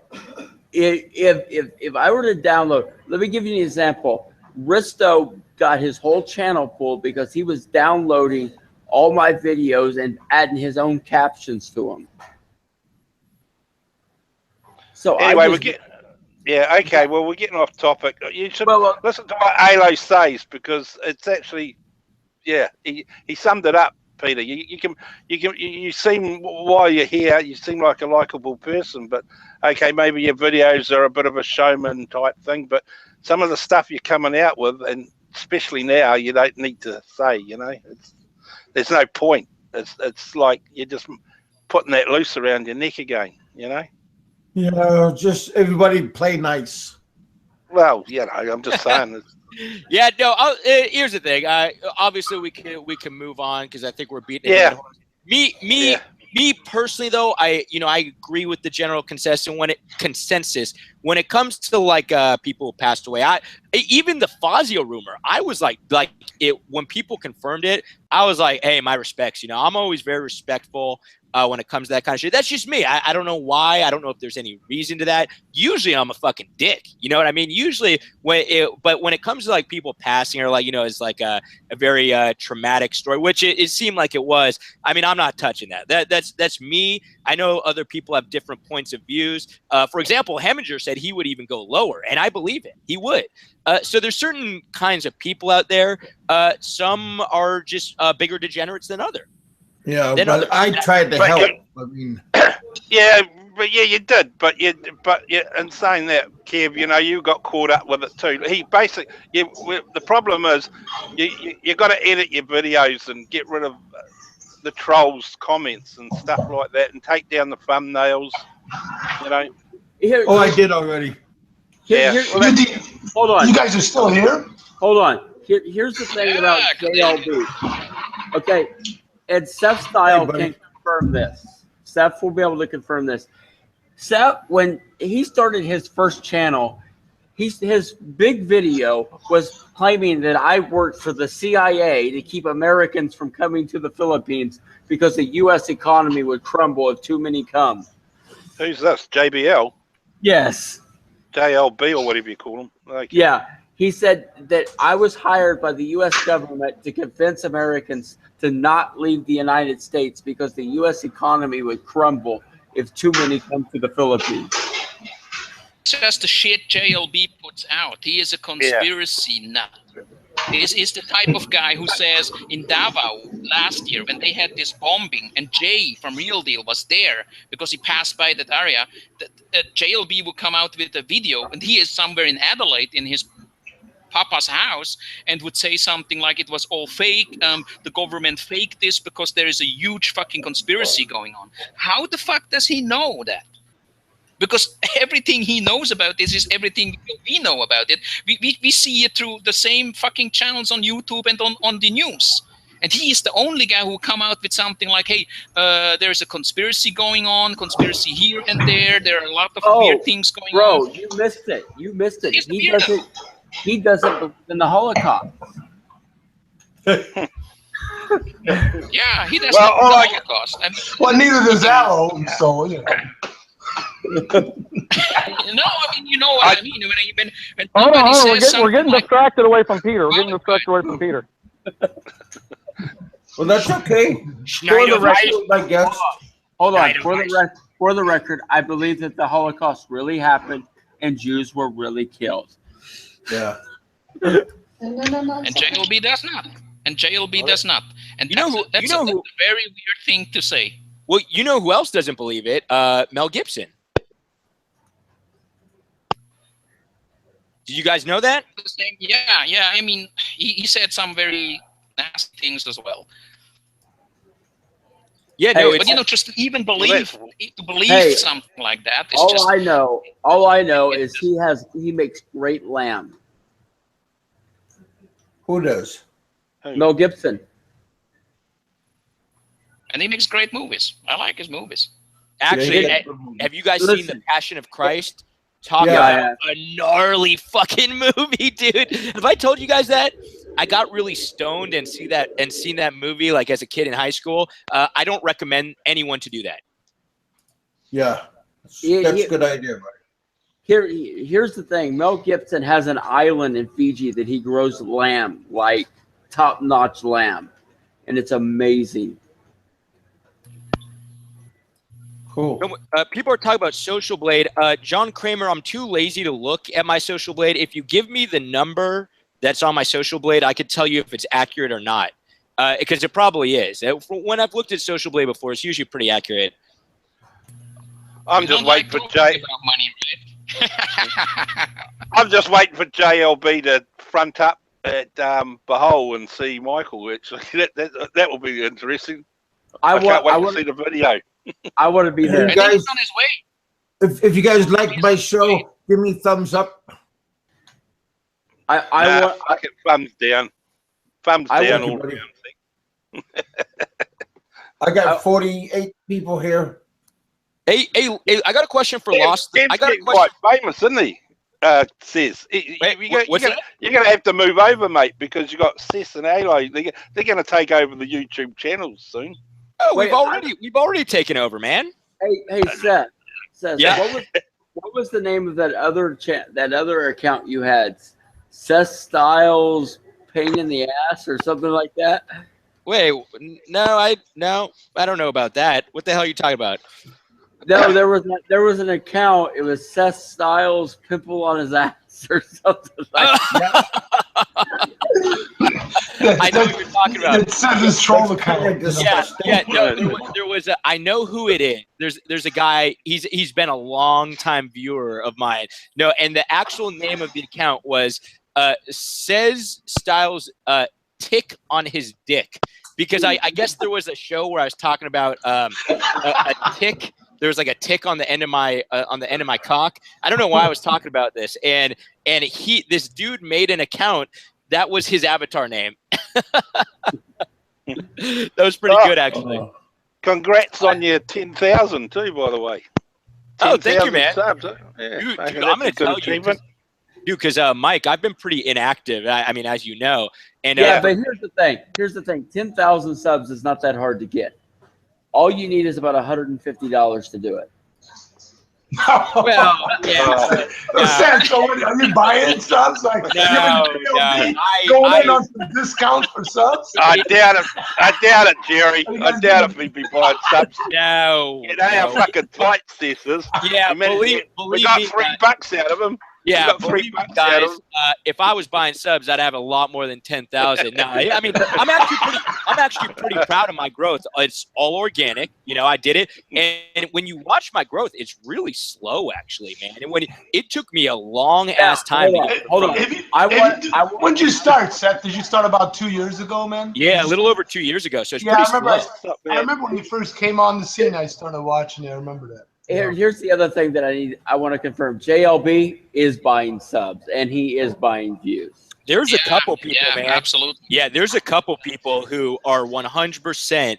All of a sudden, they're getting like thousands upon thousands of subs. And I'll be honest with you guys, I'm against this. I actually have seen, somebody showed me the statistics, and I've seen when he was in the Philippines the last time, there are certain days he would get exactly 25 subs, 50 and 150 subs. And with that short period of time, of 3 to 4 weeks, he doubled the number of his subs by at least 1,000 new subs, and exactly like 100 on this day, 150 on another day. So that's just impossible. That's just impossible. I'll be honest. On my travel channel that I'm getting ready to launch, I'm thinking about buying them. How do you buy subs, though? I mean, you can go online and buy them. There's all kinds of websites to buy them. They're cheap. You can buy. You can. I'm thinking about buying 1 million views. But is there live people behind it? I like how Peter's like, fuck it, I'm gonna buy it. Here's the thing, though. I disagree. With the buying, right? Here's how it feels to me. It will make the algorithm think that the videos are popular. Then you start to get organic traffic instead of waiting 2 years to build it up. So I can start making good money on AdSense right away. So someone's making some money then. So it's the cost of doing business. Yeah, I heard that before. There must be some clever what are the people prices? Selling what's the current market price? Yeah. What's the current market price for these? Yeah, what's the cost to buy views? You can get them pretty cheap. I've seen them for like 2,000 pesos 2,000 views for $1. Wow. And what does it cost to buy subs? Subs are like you can get them for like 2-3 cents a piece. It's so weird, man. That's a service. It's so strange. Yeah. To me, it feels like you're cheating. You're a cheater. You are cheating, dude. You are cheating, dude. You're cheating in the game of YouTube. You know, someone's making money. I can't do it. There is no rules to business, Seth. For one, I guess that is true. I guess for two, I learned it all from what does Timmy call shorts to suit to shorts. Shorts to suits. Oh shit! Yeah, his went up really quick. Oh, shits in shorts. He's definitely buying them. Oh yeah, for sure, for sure. Yeah, there's a couple guys who it just doesn't add up. You're just like, dude, this guy just gained like 20,000 subs in fucking like a couple months. I'm like, no, there's no fucking way. Because I've been doing this, and there's a certain point where I was uploading videos every day, and yeah, I got a lot more subs when I upload videos every day, but it was nothing to like But that dude had like 5 videos, and he gained like 4,000 subs, like nothing. So I actually agree. I think he did. Whatever happened to Suits and Shorts? Whatever happened to that guy? Is he still in? Was it Palawan or something like that? Palawan, yeah. Yeah, is he still? Yeah, I know he's trying to do a travel business. Last I saw, some kind of travel. It's kind of like a tourist business, tourism business. Yeah, it's people crazy. can actually book a travel agent, something like a travel agency for Palawan tour, something like that. But it never really took off, and then all of a sudden it just goes into silent mode. It's like business here, business there. I can tell you why. 6 months, he's gone. He ran out of money to buy subs. Well, I think he said, I heard that everybody was hitting on his girl or something, and that was another problem. He was having a problem. Hold on. Let's talk about this real quick. You know what? Everybody wants to put their girl on the video because that's the only way they get views, is because all the guys want to go check out the girl's chest. And it helps. Then they gripe. Then they gripe because guys leave perverted comments. That's true. Peter, why in the world do you use thumbnails of girls in like bikinis and lingerie and that kind of stuff? I mean, that's the same Clickbait. Clickbait. There you go. I do SEO. Now listen, Shorty7, complains because people hit on his girl, and then he talks about how she's dancing and kicking her underwear off. Yabba dabba doo. Dude, who's that guy? Maybe I better check. You know what? He doesn't want to mention that. You guys know who Shorty7 is. Oh, sorry. I thought. Oh, yeah, I got you. Wait. I don't know who the fuck that is. Yeah, think about it. Oh, but I thought you were talking about a woman. No.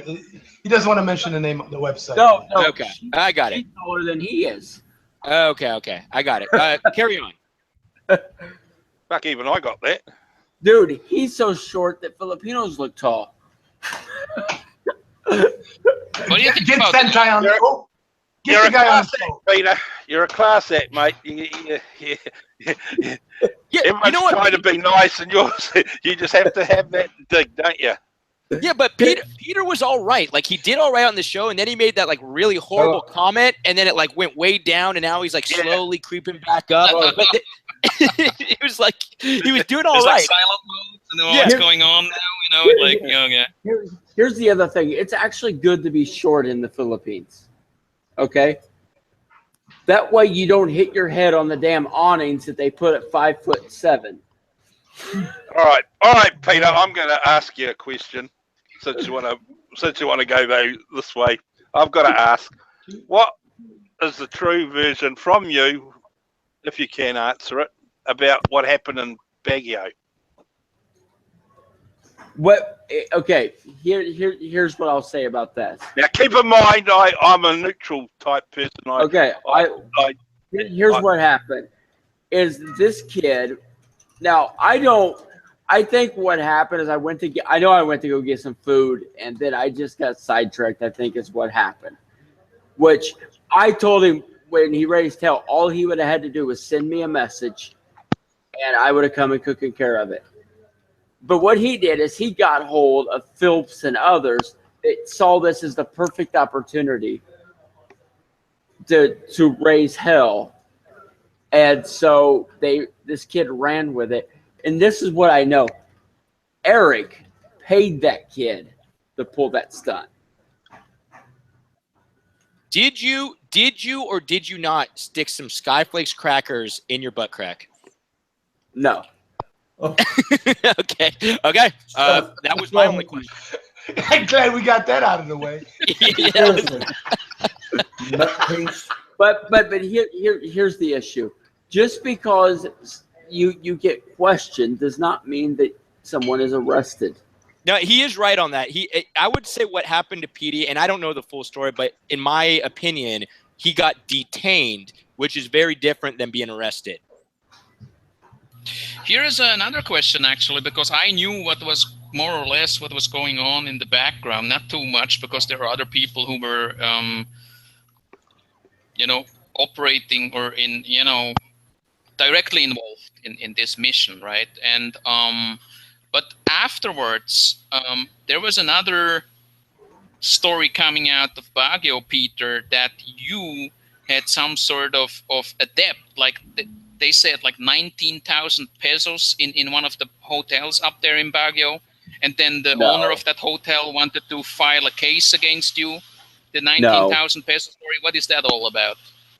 There's no 19,000 pesos at a hotel. Hold on. I will not tell you where I stayed when I was in Baguio, but I'll tell you how much I paid per night. I paid 400 pesos per night. Did you pay the bill though? That's the issue. Yes. So there's no outstanding. Hey guys, think about it. I mean, I go to hotels all the time, and when I'm in Manila or nowhere where I'm going, they're not going to give you a room unless you pay cash up front for a hotel room. Even but you guys heard the story, right? I mean, you guys heard the story. Yeah, I heard that. Right? I mean, it was 19,000, but that was the amount. I'm surprised that any Filipino hotel owner would front you $19,000 worth of hotel stay. I've never heard of that. Usually, you got to pay up front. Here's the other thing you have to consider. The people that are saying this have a motive. They have a goal. They are not just stating facts for the purpose of being factual. They have a reason that they're saying what they're saying. Hey, Peter, hold on. I have a question. I saw the video of where you got detained that day. Why do you run around in the Philippines wearing black socks? Okay, here's the bottom line with this whole thing. Okay, if you've been up in Baguio when it's very, very wet, and you're wearing flip flops, your feet are going to get dirty no matter what. Anywhere in the Philippines, if you're running around all day and it's wet as hell, you're gonna have to wash your feet. Are you denying the fact that you were wearing black socks? I wasn't wearing black socks. Oh, it looked like it was.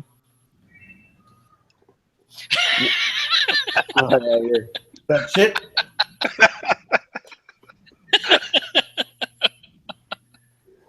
I knew someone had to bring it up. I knew. You know what, though? This is great. This is the other issue with that.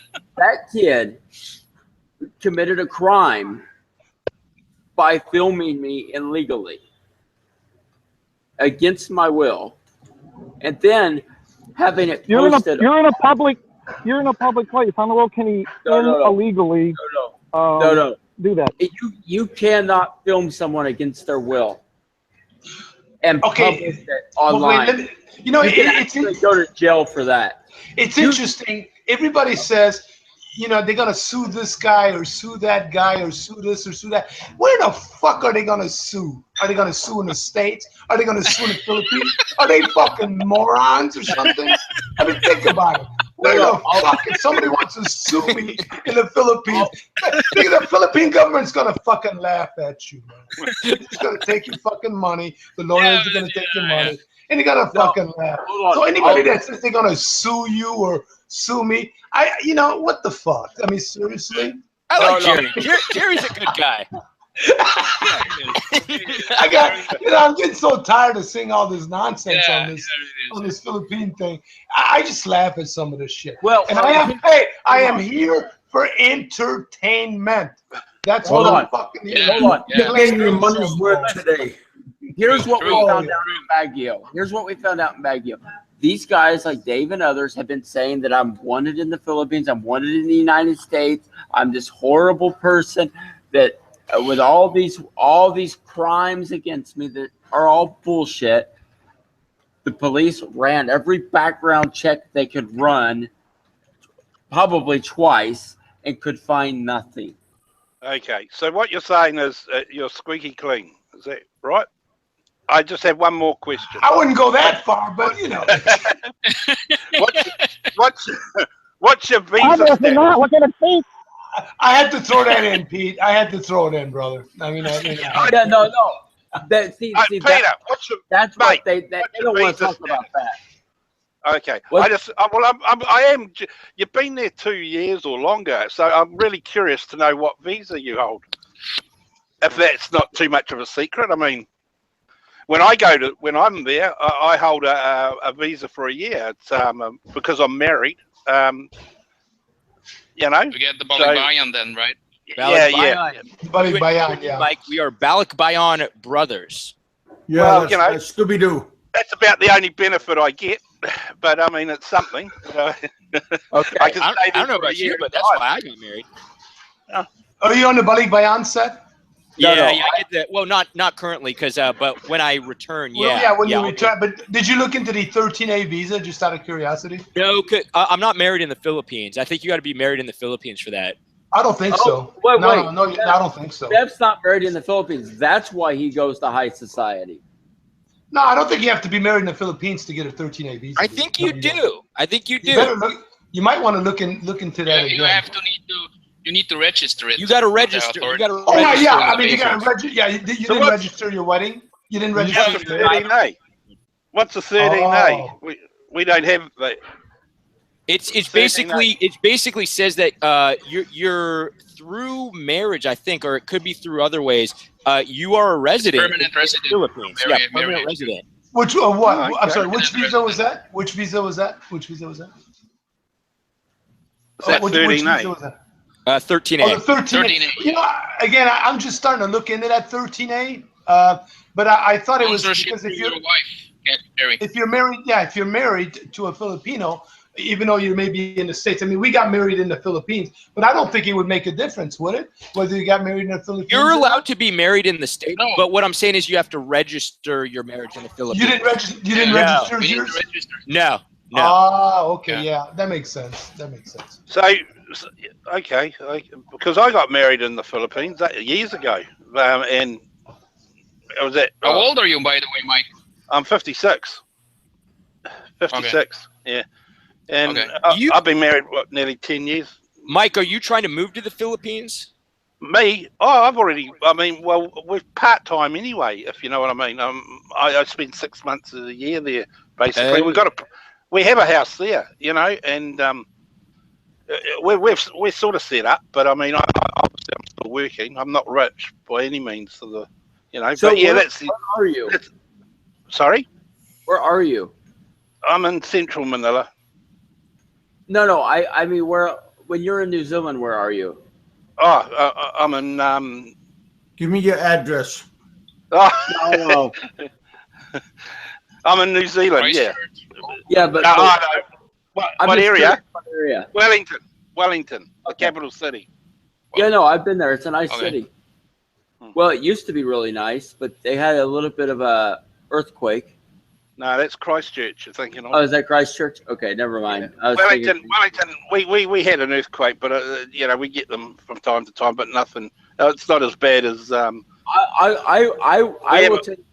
I'll tell you what impresses me about New Zealand is the mayor of Auckland. Like a reporter asked a question, and he goes, "That's none of your fucking business." Because I have another question for you, Peter. When you were in the police station 7, and I think Eric Stang came up to you and no, he wouldn't. You had some sort of conversation. He wouldn't speak to me. What was he like? I mean, why? How did you know it is him in the first place? How do you know it was Eric? How was the interaction between you and Eric on that day? Because he spoke to the police. See, Eric went around with the police trying to find as much dirt, and he was putting little secrets into, not secrets, but little suggestions into the ears of the police all day, saying this about OFWs and saying this and saying that. They were trying so hard to find some dirt on me. I mean, they were going out of their way to get it done. Was there no interaction between you and Eric?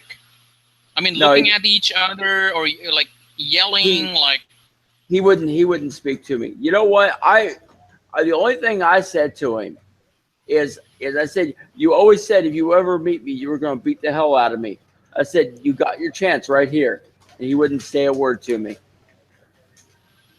So he never spoke to you, no word at all? No. Not a single word? He put this kid up. He claims to be very close friends with this JC. I don't believe it. He didn't know the guy a week before that. Is that the internet guy? Yeah. Okay. I guess he could be like Mr. Porter and just knows everybody in the country. Can we bring you know, I'm getting burnt out. Can we bring Heminger on the show, Kev? Like you know, your show's great and all, but I think we need to spice it up. Get Hemi. Yeah. Hey, Pete, you got somebody wants to ask you a question real quick. It says, why is PV getting a new visa if he's getting blacklisted?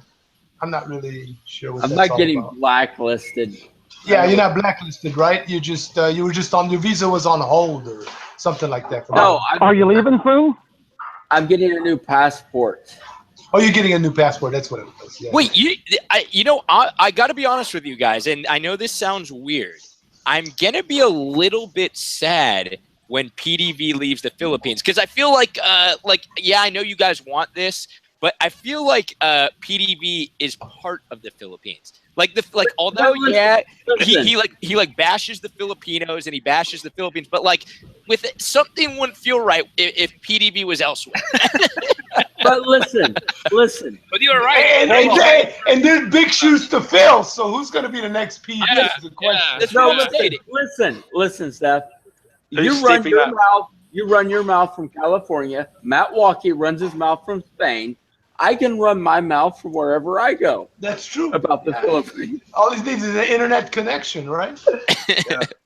Where is Matt Wilkie? I haven't seen Matt Wilkie around for a while. Spain or He's England. back in Spain. No, but is he still like? Is he still doing? Listen. Here's what happened with Matt Wilkie. He's left his wife and he's going to marry JBL.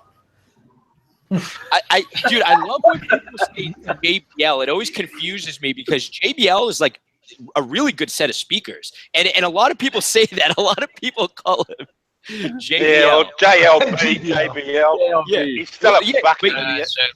Yeah. Anyways, guys. I think you're going to let a lot of people down. I don't think you're leaving. I think you're going to let a lot of people down, and I don't think you're leaving. I stated, actually, let me talk for a second. I stated ages ago that I thought Peter was leaving. In January, I made a comment that I thought, oh, yeah, he'll be leaving in October. Looks like I might be pretty close to being right. Yeah, you might be. No, I'm actually thinking about moving down to DeVal right next to Dave Phillips. Hey, Peter, do you have a passport right now? I do, but it expires in September. So it's just that 6 month. In order to go anywhere, you have to have 6 months fidelity, or they won't honor your passport. Well, that depends on the country you go to. Well, you know what? When I came the last time to the Philippines, I only had 5 months left before expiration. They almost didn't let me on, but I made such a fuss. They let me on. They have to get a special. You guys have a 10-year passport, eh? Yeah. 10 years. Yeah. 10 years. Now. Yeah. We only get 5 here. I gotta admit, we have a pretty international crowd here. So we have Aloe, who is the Swiss German prick. We have Mike Luna, who's not much better than Aloe. I mean, a little bit, but in New Zealand. And then we got Petey is in the Philippines, and then I believe the rest of us are in America. Gregor, your name is Greg or Gary? It's Greg. Greg, sorry about that. Greg, are you in the States? Yeah, I'm in Austin, Texas. Oh, nice. Okay, so we got a couple folks, myself, Greg, Jerry in the States. And Big Kev. I actually forgot about the owner of the show. Big Kev's in the States. Yeah. He's in Kentucky. And it's actually a very international crowd. I mean, if there's hold on. I have a question. I have a question for Kevin. I've heard this. I don't know. Are you banned from the Philippines? Yeah, I lived in Iloilo for 13 years and I never paid. and then I got somebody stuck a machete in my head, and then I had to exit and go to the hospital and stuff. And that's a short version. Yeah. Of the story. So here's the question: Immigration just said go ahead and go and worry about it later. No, I went to the my embassy, our embassy, and they wrote a letter saying that I'm leaving without paying. Oh shit! What's that? Oh. Say that again. Whoever was talking, it was all jumbled. Okay. Say that again. They told me I had to get a letter of exit, and over at the U.S. Embassy, and I told them what happened, and they wrote a letter, and saying that I am leaving without paying, and. Well, I'm sure you have to waive that fee just to, because. I mean, hey man, you just got a bolo in there. See, they said let you go.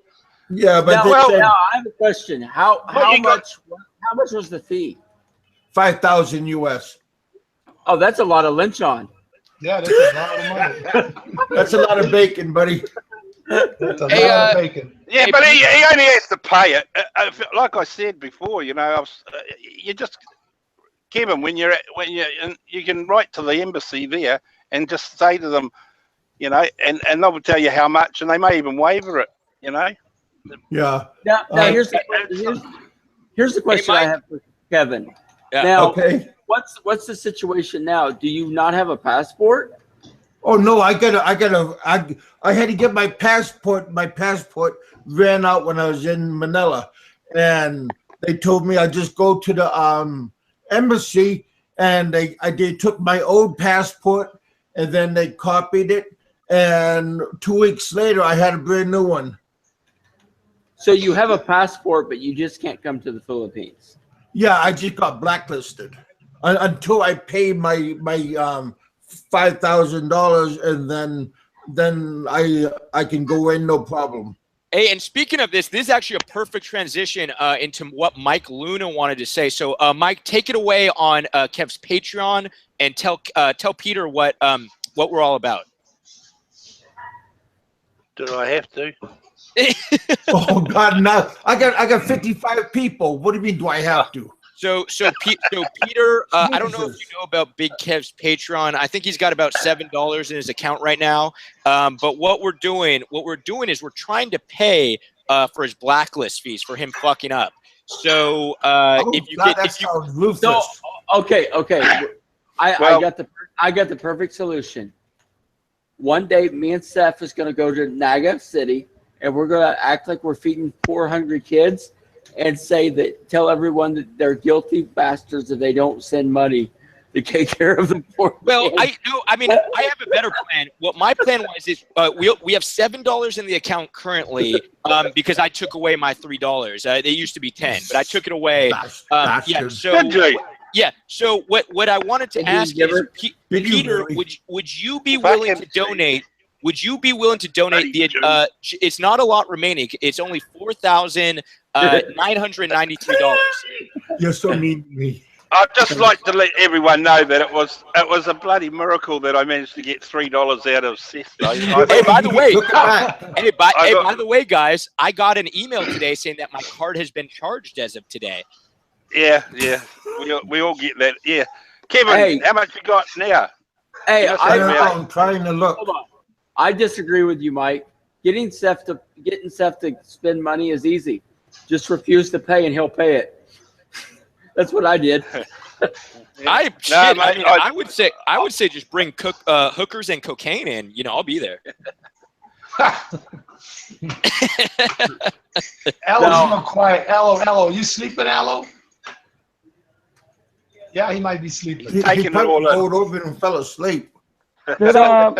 Was Peter asked earlier about? Oh, well, I'm here. I was just checking the inbox. Hold up. Go ahead, Greg. Go ahead, please. Greg had a question. Did anybody ask Peter earlier about his missionary work? Yeah, that was asked earlier. I mean, we asked it, and then he just started lying, so we stopped asking. No, I figured. Sounds about right. Listen, I have ongoing work that I do with my local church. That's all there is to it. Hey, Pete, did anybody ask you how much you owe to get out of the country? Did anybody ask that? How long you been in the country? Okay. No, I'm serious. Did anybody ask you a question of how much you owe? What is you? Why are you? Okay. What's your fee for being blacklisted? Did anybody ask you that? Or for being who said I'm being blacklisted? I'm sorry. Let me reword that. Are you stuck in? Wait. Are you stuck in the Philippines because you owe money and you can't get out? Is that part of it? No. It was the BIR case, and now it's just getting all the paperwork. And so it's not a visa thing. It's not a visa. Not a BS case.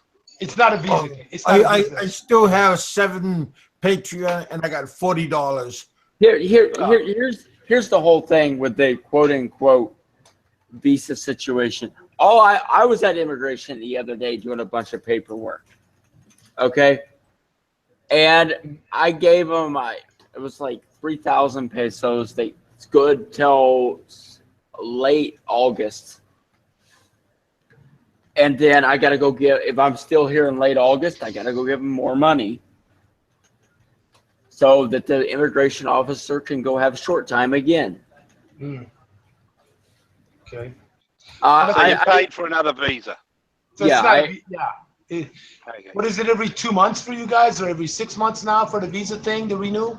How do they do? Didn't they just change the rules on that or something like that? No, you can do it either way, but you pay the same money. Oh, is that what it is? Okay. Yeah. Oh, hey, if you guys, sorry. Like my channel, give me likes and subscribe. Oh, we definitely will, Kev. Don't worry. Hey, I got a question, man. It's been on my mind. What did you think? What did you think, Pete, when you saw them wanted posters out there? What did you think? What did somebody? That's not I've been gone for. No, you want me to? I've been gone for an hour now. Maybe somebody asked this question. No. Yeah. I have to admit, that was funny. That was honestly, that JPL, that was about the only funniest thing he ever did. All right, I'm actually curious because actually, I just thought of that. Peter, let Peter talk. I'll answer it. My initial thought was that was some shitty ass Photoshop work. Okay, but were you shell shocked a little bit? Like, not real. No. Yeah, I mean, it was pretty damn close. There was were you looking behind your shoulder everywhere you were going and shit? No. I mean, seriously. What about when he interviewed that cop? What about that cop when he took that poster and showed the cop? Oh yeah. Hold on. That was a good one. I remember that. All right, let the man talk. Let the man talk. Yeah. The wanted posters have been around a lot longer than that. Okay. Here's the thing. When I saw it, there was a lot of little errors in it. It was just bad Photoshop work. Okay. Yeah, but dude, your face was right on there. How can you miss it, man? Yeah. I mean, seriously. But you gotta understand. If you look at a wanted poster, if you look at a real wanted poster and you look at that poster, even my picture, that's not the type of image that they use for the but don't you think it was close enough? We understand that, Peter, but what it would be is if a tourist or someone, another expat was walking along the road and saw that, they would just assume, oh yeah, it looked real enough to be believable. Yeah, wait a minute. My question is, I just want to. So they try feedback. So they try and do something about it, and they would have found out what they found out in Baguio, that it didn't amount to nothing, and it was a complete waste of time. You know what? I'll tell you what I really think they should have done. The police should have sent an invoice to those stupid trolls that wasted all day of the entire police station's time calling everywhere, trying to run reports on me. I have an important question. Invoice to them. Peter, did you yourself, like, were you walking down the street in Manila and you're like eating a sandwich? All of a sudden, someone else. And then all of a sudden you turn and you see yourself on the poster. Did that ever happen? No. Okay. But didn't you think maybe a Filipino might have chased you down the street or something? I'll tell you what I wanted to do and I never did. I wanted to print out those posters and do a vlog of me putting them up myself. That would actually be very confusing. You didn't have any Filipinos chasing you down the street or anything like that, Pete? Listen, I'm surprised. I have had very little problems with Filipinos. Very few problems. And usually if I do, it's usually online. I've very rarely have had any physical aggression out of a Filipino. Well, all I can say is that was about the only time I enjoyed that JBL, you know, when he did those posters and that other thing he did with the interview with those two street girls or whatever they were. Remember that? The street girls? That was funny. Did he pay them to slander me? I don't know. Maybe he did, but it was funny. That's all I'm saying. I don't whether it was true or not. It was the point of the joke itself. You know, he was interviewing two girls. You know what would be really funny? Like, I would love if I was walking down the street and I saw a wanted poster of Jerry Kadanian. Oh, yeah. We'll have to organize something. Hey, after the show, there might be. You never know. You know, so. We'll get Alo to print some up and we can distribute them around Manila there. Great, thanks a lot. Jerry comes off the airplane and there's a fucking a crew of police waiting for him. Yeah, great. That's all I need. Or a picture of Aloe, but we don't know who Aloe is. Keep that in mind. Actually, it would be a picture. It would be an audio of Aloe's voice. That would be the one. You can download it, in iTunes. Yeah, in iTunes. It'll be all over like the Manila airport, and stuff like that. How old are you, Aloe? Just out of interest. 38. I'm 38 years old. Oh, okay. Hey, I got a question. Okay, so this is to the general group. This is to the people in the room. So, we've been talking for some hours now, right? And Petey's been a pretty good sport. He's made a couple of horrible comments where we won't talk about ever again. But overall, he's been a pretty good sport.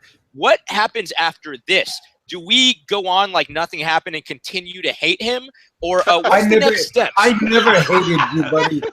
I'm still your friend. How do we move forward? This question goes to the 51 listeners as well. After this show, is it like business as usual? Like you just hate Petey, or is it like now you guys are buddy? What happens next? And Petey, you can give your thoughts. If we see Pete on the street, do we chase him down, or what's the deal? Well, you guys can start giving me some likes on my channel. That's what you can do. Okay. BigKev, you got a lot of likes. I only get 23 likes. Join the Patreon. Okay, we'll do the Patreon thing. Let me say 2 seconds. You can buy some likes too.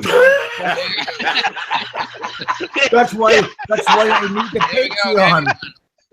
I gave you one. I gave you a thumbs up. Hey, he deserves one. You can also buy dislikes. Yeah, that's true. Buy some likes. Wait, hold on. We got our first answer. Hold up, guys. We got our first answer. The answer is from Mr. James Williams. Says, "Fuck Peter. Business goes on." He's points. You got to give him that. Hey, Peter. You and James were never really close friends, were you? I guess not. Did you get that feeling there? Did you, Seth? I just got that. Hey, can we just change the subject again? Speaking about dramas and fighting, well, the Bama and bloody Jay saga is going to be an interesting one, isn't it? It's interesting. They're talking about Ren in the chat room, Ren and chicks, and we got Peter here on the show. I don't get it. I think Ren is more popular than you, Pete. It's interesting. No, I don't think so. No. What do you think about Ren, by the way, Peter? We talked about him just a little bit ago. Repeat it, because I didn't hear it. I missed it. Ren is 47. Oh, I heard that. Yeah, I know, but what do you think about him? Here's what I don't get about the guy. 2 things. First of all, if you're going to you're going to put out a video bitching at people for saying inappropriate things to your girlfriend, but then you're going to have her dress skanky. A, B, you're going to talk about how sexy she is all the time, and you expect a bunch of perverted old men not to leave inappropriate comments. That's all I got to say. I think that's fair. I think that's fair because, for example, Lynn gets a lot of inappropriate comments, and it's not like, oh, how dare you? You know why? I kind of you know expect why? it. What's that? Because you put the camera on her ass every time you walk. No, that's just because I'm so damn tall, and it's like that's the view. No, but here's the thing. Seriously, in all honesty, yeah, like Lynn's in the videos, right? So I expect like a bunch of people to hate. It's gonna happen. Now I delete comments when comments are making fun of me. Wait. No, SezStyle put out a video, and I remember it very, very strongly. I will never delete anybody's comment. I believe in freedom of speech. I did. Hold up. You're putting words in my mouth. I didn't say that. I said at that point, which was very early on in my YouTube career, I had not deleted. But I said I'm open to the idea, which I am. I'm open to now. It's like, dude, if you're going to bash my wife, it's like, yeah, I'm going to delete it, right? But I'm still pretty lenient. You got to admit that. And then you put out a video a month later and said, look, if you want to bitch about Peter, go to his channel, not on mine. Yeah, that did happen, actually. That's right. There was one point where it was actually the two stars in the room, Heminger and Psychosis. I was like on vacation. I was traveling around, and I couldn't be online all the time. You know what? I couldn't answer comments. When you're traveling, you don't always have internet in the Philippines.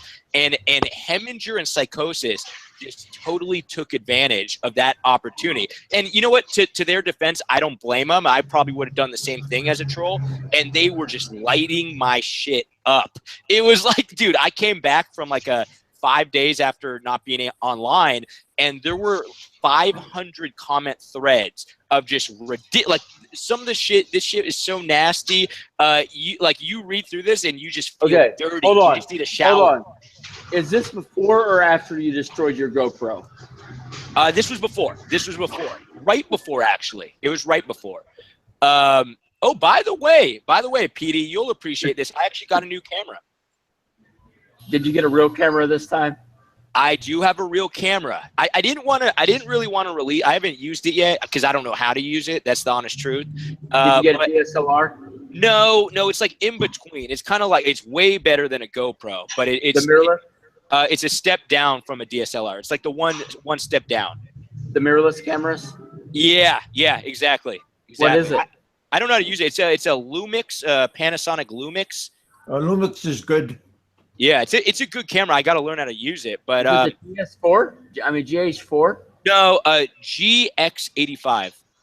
Okay, so it's like a top end point and shoot, basically. Yeah, exactly. It's a little bit better than like the standard point and shoots, but it's not as good as a DSLR. That will be good for you because you can shoot it fully in auto, and it fully in auto is for stupid people, so it'll work great for you. Psychosis and Hemi, they believe that they made me the fucking drone. They made me the star I am today. No, man, you guys left 500 thread comments talking about like retarded girls. How did that make? You guys are crazy, man. You guys are crazy. No, hey, did you see Porter's stuff? When someone comes to your video, they see 850 comments. They go, man, this guy is really popular. Yeah, and then they read the comments and unsubscribe. Hey, did you see what Porter said in the chat room? Did you see what Porter said? It says, God, you guys are still here. I ate lunch, went to the store, came home, ate dinner, had sex with my ex-girlfriend, and we're still talking. So he did a lot of shit. Damn. He could have probably had sex with another girl, too. It would still be here. How long have you been going, BigKev? This is my third show. Third show? How many hours? It's around 2 hours each one so far. Oh, man, wow. I gotta be honest with you guys. I haven't even eaten lunch. I had to wake up super early to do all this cat shit. And when I say cat shit, Man, I'll make this it is a historical event. Yeah. It is. It is been historical. Yeah, this has been wild. I mean, I gotta eat Well, lunch, guys. right now, I'm talking to JLB, and I'm trying to get him on my show right now. Oh, Tell him to come on over. But he don't want to because he says he has so many trolls. Tell him to come on over, man. Tell him to come over and get bashed. Wait. He's complaining he has a lot of trolls. I got a whole fucking army. Well, you're a popular guy, Pete. I mean, what can we say? Hey, and you're popular, bro. I mean, come on. It's like when Montelli complains about one troll, video freedom. I'm like, you have one troll and you're complaining. Yeah, I think get him online. Yeah, That'd be a good idea. It would be fun. It would be fun. I would say either JLB or Michael Fazio. Oh shit! At the same time. That's an Allo show, though. That's an Allo show. That's not a Big Kev show. That's an Allo. Here, I got a question for PDV. After having a chat with Barry J, is there anything you would like to say? Like, do you have a different view of Barry after talking with him? Well, here's the thing. I don't really give a damn. You know, at the end of the day, I could care less. I don't really have. It's like you said, Seth. You actually were right. I'm not mad. You said it when you were talking about it that Peter's not mad about the whole thing, and there's no aggression, and there's not. Yeah, I got that vibe. Like he's angrier at you than you are at him. I definitely got that vibe. Who asked him out? Have you ever really seen me do a video where I was angry? I'm trying to. I would say your older videos, your very early on videos. Yes. No, I'm talking about angry where I'm ready to fight somebody. Yeah, the older. I thought. Hang on. I thought. Pete, you stepped out Mr. Jordan, Barry Jordan. Is that not right? No. I just said, I yell at that little kid too. What about that one? There was that little moment, I guess, but I wasn't super angry with the kid. I just told him to leave me the fuck alone. I also saw that time the bus rant, I guess is what it was called, the bus rant. Yeah, that was never published by me. That was put on another website, and I wasn't going to publish it. So you never stepped out Barry Jordan then? Is that what I'm hearing? Listen, here's what I said about the whole Barry thing. I said, if he wants to box, we can do it. I don't care either way. It's good exercise, and it's just simply competition. No. I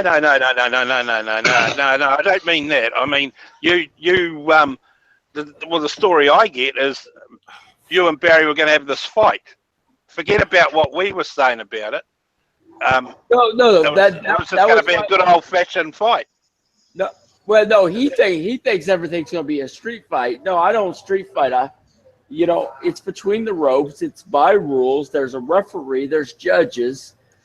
And you have to follow the rules. You have to wear headgear. You have to wear gloves. You have to wear wraps. Now you're missing either you're missing the point or you're confusing me a little bit. I thought you were going to fight him as in a fight. It's like saying like a bare knuckle fight. No, he never said a bare knuckle. No. It's just the case of you had a disagreement and you said, "Come on, then we'll have a fight." Is that not? No. I won't fight outside the ring. Okay. Hey Pete. Hey man. Unless I have to. I mean, if I have to defend myself, like there was a situation in Mindaro where a Filipino got really, really aggressive with me, and I had to throw him on the ground. But it's just enough to get him away from me. But other than that, I'm not a fighter, like street fighter. I mean, that's just Okay, It's so you didn't. competition to me. So you didn't turn around and say to Barry Jordan, "Come on, then let's have a fight."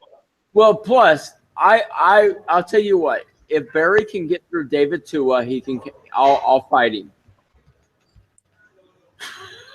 David Tua, he's in Australia. No, he's in New Zealand. Oh, okay. I don't think David Barry's going to Tua go to New will Zealand to mess fight you up. anybody or anything like that. David Tua will mess. Barry versus David Tua is not going to be a fight. You know what? I got to be honest with you guys. I was kind of more down to see the Ren versus Barry Jordan fight because those guys are the same size. And Ren is more of a thug, and I don't mean that harshly. He is. Well, we were talking about it actually live with Ren, and I was like, wait a minute, you guys are like the same size, you're the same weight. No, you don't hate each other, but I was like seeing if Barry could maybe stir the pot a little bit. I think that would actually be a pretty damn good fight. Oh, and they're both smokers and they're both alcoholics, which I mean, I told them that on the show. Wait. Did I hear it's going to be another fight. Style talking about someone being an alcoholic. Yeah, because I like to deflect all the attention off my alcoholism. Yeah. Well, okay. Hey, Pete. Hey, on some of your videos, man, on some of your rants and all that, some of these videos, you look like you caught a buzz or had a beer or something like that. No, I don't drink. Are you ever catch a buzz on any of these things before doing some of these videos? I don't smoke. I don't smoke cigarettes. I don't drink. So you're right. That is a good question. Wait, I have a question to build off of Jerry's question. I know you don't do it now. In your past, have you ever I guess what people wanted to know in the room, I'm just going to say it. Have you ever smoked meth in the past? Well, it depends. Do you believe in reincarnation? I want to know. Has he rooted anyone over there, male or female? Bro, I have not done any drugs besides Coca-Cola, and I love coffee. Hey, there was a I read a thing that you had posted on like one of your websites that you said when you were like 16 or 17 you were into drugs. Is that true? No, not that I know of. I mean, well, you were so high you don't remember. That's what happens to me. No, I can tell you for a fact that I would have, because in Missouri, if they test, if you are in sports in the high school level, which would have been at that time, they can randomly test you at any moment. And if you get caught with anything, including marijuana in you, it is a lifetime ban. I played a lot of high school sports, and nobody was ever drug tested, dude. In Missouri, they never drug tested me either. I mean, I did a lot of sports in my school. How old are you? Huh? I'm 44. I'm 44. Okay. Well, you're just a little bit older, but in Missouri, they are really tightening down on this stuff. Hello, how are you? I graduated in '99 from high school. So they really have tightened down on this, and they're tighter now than they've ever been. I mean, so no, I've never messed with it. That's kind of like the Bill Clinton response. I did not inhale. No, I didn't even have sex. I did not have sex. With that woman. Man, because Peter, I remember specifically either reading or you posting the video about you as a youth. You did that, and like you were saved by the Lord or something. No, I can tell you. Now, before I got converted to Christ, you people think I'm angry now. You wouldn't want to see me back then. No, I had a real problem with my anger before that, when I was like 14, 15. Is your anger worse than Alo's anger? Because, I mean, you saw the video of Alo in the rush hour traffic in Manila, right? I mean, goddamn, when I saw that, man, I couldn't fucking believe they let this guy out on the street. I'll tell you in jail, man. I mean, I'll tell you this. A padded room or something like that, you know. I saw a video with a nice pink handbag. Yeah. Peter, yeah, I like the handbag too. Hey, Peter. Yeah, I love the handbag.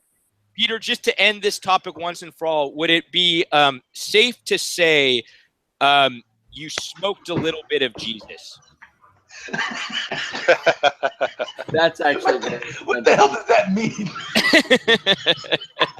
I don't know. I don't know. I made it up right now. I think you smoked something too, Seth. It sounded good at the time.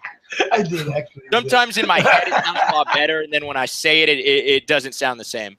Oh, I know what you mean, buddy. Yeah.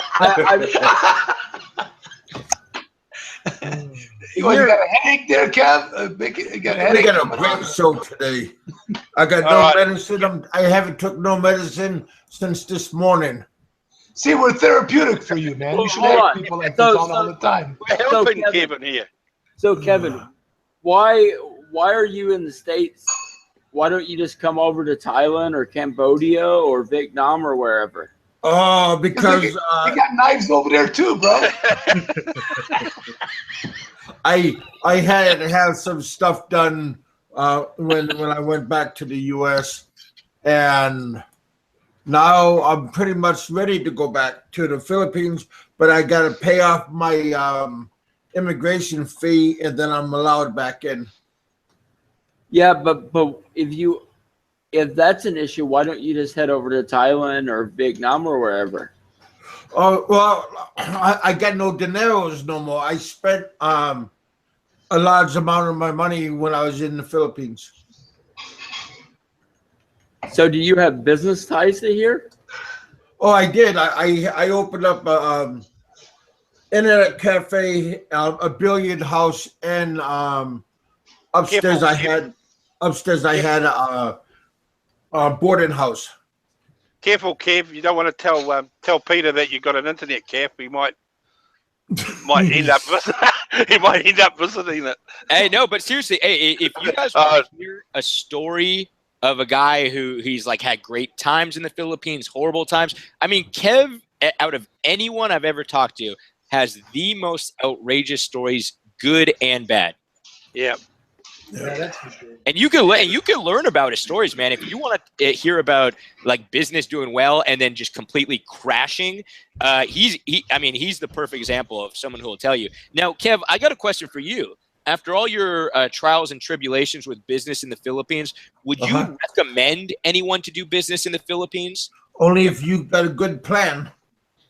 Okay, so like if you do the proper research and you know what you're getting yourself into, and then you got to have your partnerships. You know, they got to be stable.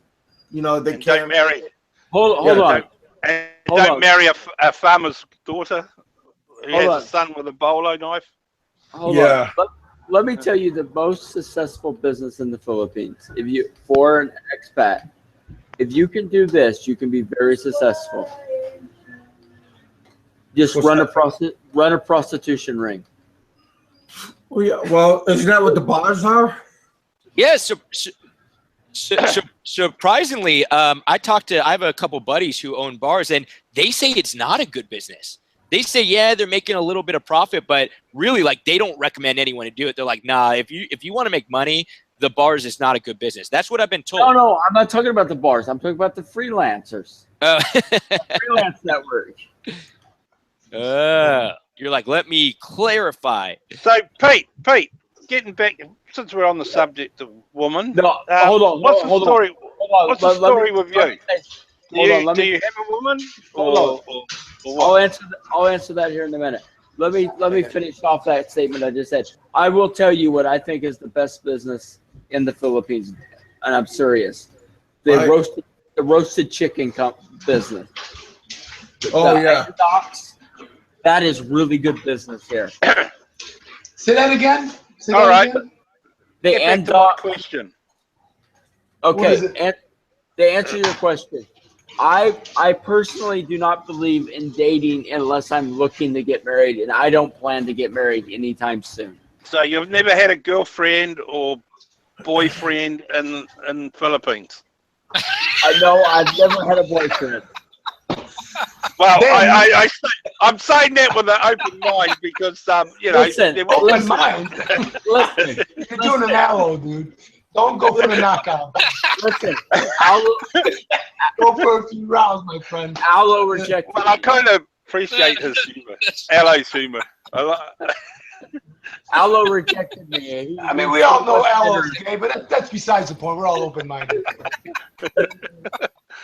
No, wait, I missed all this stuff. I got a phone call. Can we summarize everything that was just said? No, I'm serious. We're talking about that you're gay, Seth, and Aloe's gay too, but we're open-minded, and that's besides the point. You know what's funny, guys? You know what's really funny? Like, okay, so obviously you all hear about this. Oh, Sez loves lady boys, all this stuff, right? Who started that rumor? Dude, you know what was wait? What was that one video you did, Seth? Nope. What was that one video you did? Wait, hear me out. Wait. Yeah. What was the video you did, Seth? Wait. Hear me out. Hear me out. Before anyone says anything. It's not SezStyle. It's Sissy Style. Yeah. You know who started this rumor? Guess who? Well, it's got to be Hemi. Me. No. Nope. I did. I did. What was the one video? What was the one video? It was a really strange video coming from you, dude. And I mean that seriously. You were out at night. I don't know. You went for a burger or some shit. Oh, that was a great video. Yeah. Like you snuck back home or something like that. But you know, what was that all about? No, Hemi's trying to take the credit for something that I started.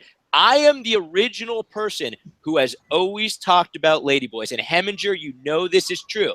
I've been talking about ladyboys because I used to talk about ladyboys even before I started a YouTube channel because I just thought it was a funny topic, ladyboys. I don't know why. It's a funny topic. I always talked about it. So I am the creator of that. And so the trolls come and they're like, Sez with ladyboys. Dude, I'm the creator of that fucking rumor. The jokes, like, they don't faze me because I started it. You can go back to my videos. I even interviewed a ladyboy because I thought I think you did way way back. I am the creator. Well, all I know is nobody's gonna beat my show today. Let's get something straight here. Let's get something straight. Better to give than receive, Kev. So Pattaya would be like a candy store to you, wouldn't it? Ladyboys love me. Let's get something straight. They love me. Okay, that is all. Dude, you should go to Pattaya when Video Freakdom's out there, man. Oh, that dude doesn't even go to the ladyboys. No, yeah, but he's there. You can interview ladyboys and go kick his ass after that. No, that dude, he's not into ladyboys. He's into like gay guys, little gay boys, little gay Thai. Oh, is that what he admits it? Yeah, he admits it openly. He goes with the little gay Thai boys. He doesn't do ladyboys. He goes a step further. Wow. Yeah, he admits it. I mean, like I said, I know recently between you two now. No, recently, 99% sure. Recently, he really started coming out of his repressed closet homosexual state, and now he just admits it. He goes to Thailand to be with the little Thai boys. That's what he admits it on his stream. Oh, okay. I'm gonna have to look at a couple of his videos. So I didn't know that. You know where I saw his video? I saw him on Kevin Thailand. That's where I saw. I like him. Hanging out. He was hanging out. Did you guys see that video with Kevin Thailand when Aaron was there? Now he wouldn't show his face, but he was there, and Kevin Thailand mentioned him. Did you guys see that video? No, but I like Kevin Thailand. Yeah, Video Freakdom was there. Yeah, with his Kevin name Thailand. is mine, so I like it. Aaron, yeah, his name's Aaron. I'll tell you what I would like to see out of Thailand. I'd like to see more videos from that Chai Mei guy. Who? There's a guy in Chai Mei that just loves Chiang Mai. You mean? Yeah, he loves Ned. Is that Greg? Yeah. Oh, yeah. Well, actually, he's in southern Thailand. He's in southern Thailand. I can't stand that guy. Well, he's the Peter Van der Veer of Thailand, basically, right? No, but he is. Everybody knows he's the PV of Thailand, Greg. Or whatever was his name. What was that cat's name? It's Greg, but they would call him something else. Twitchy or something like that. There you go. Yeah, but here's the thing. I don't think the guy would actually say that stuff to Ned's face. No, I don't think so either. Oh, I would call Ned a commie straight to his face. Well, I don't know, PV. I mean, you know, he's got a few pounds on you. It doesn't matter. He You put out can bop it and leaving. Well, wait a minute. Listen, Wait a minute. When you went to Dumageddon, and Henry was on the boardwalk, how come you didn't go up to Henry then? What was the deal on that? I walked right past him. Okay, but you could have stopped and said something to him, like, "Hey, what's up?" And why didn't you? I need an answer on this one, brother. I came all the way from Chicago to talk to you. You're talking 4 years ago. I mean, well, you could fight better 4 years ago than you are now, right? I mean, hey, that's 4 years ago. You're 4 years younger. Henry was there, and you walk right by him, and you didn't do anything. Should I have broke his jaw then? Probably. I don't know. I thought you were going to go down there to kick his ass because he was talking about you. No. I was just in Dumageddon. I was already there. Nah, wait a minute. You made a special trip because he was talking about you on a video, and you made a special trip to front of him. No, I was down there because, you know, I'm getting old, but I know my memory's still pretty good. Listen, I was there to go to Siggy Horde. That's why I was in the area. Are you sure? Yeah. I mean, you ain't pulling my chain here, are you? No. I was there to go to Siggy Horde. If you're pulling my chain, I'm gonna have to get rent on your ass. Okay, I enjoy. One of the places in the Philippines I like to go is Siggy Horde. All right. I mean, it sounded like you were going down there to talk to Henry and say, "Hey, what's up?" No. Right. Now, your video, you even came out with the video and said that Henry ran away. I remember that. But let me tell you this. My issue with Ned has nothing to do with the Philippines. No, I'm talking about Henry. I ain't talking about Ned. Yeah. Because you went down there to talk to Ned. I mean, to Henry at the time. Well, I think both of them are punks. And they both basically fly out their ass about what life in the Philippines is really like. They make it sound like when you land at the airport, girls are lining up to have sex with you. Damn, they were when I came. I had no problems, dude. I was getting phone numbers left and right. Now I don't know if it's just me because I'm from Chicago, or you know. I mean, I did mention a couple of times I was from San Francisco, but I didn't get no takers. I didn't get no takers when I mentioned that. And what was their finder's fee? And there was no finder's fee. I'm telling you, they were coming up to me, giving me phone numbers. My wife at the time, which was with me, even told me, "Don't go out there by yourself, man. There's gonna be women coming up to you left and right." She was right. And this was in Makati. Now, I didn't happen to run into you or anything like that in Makati, but I remember that. And she was telling me that. Hey, yeah, but anyway, I mean, you know. No, here, going back to what I was saying, my issue with Ned, and I would say this straight to his face, is he put out a video where he said that Americans should be disarmed.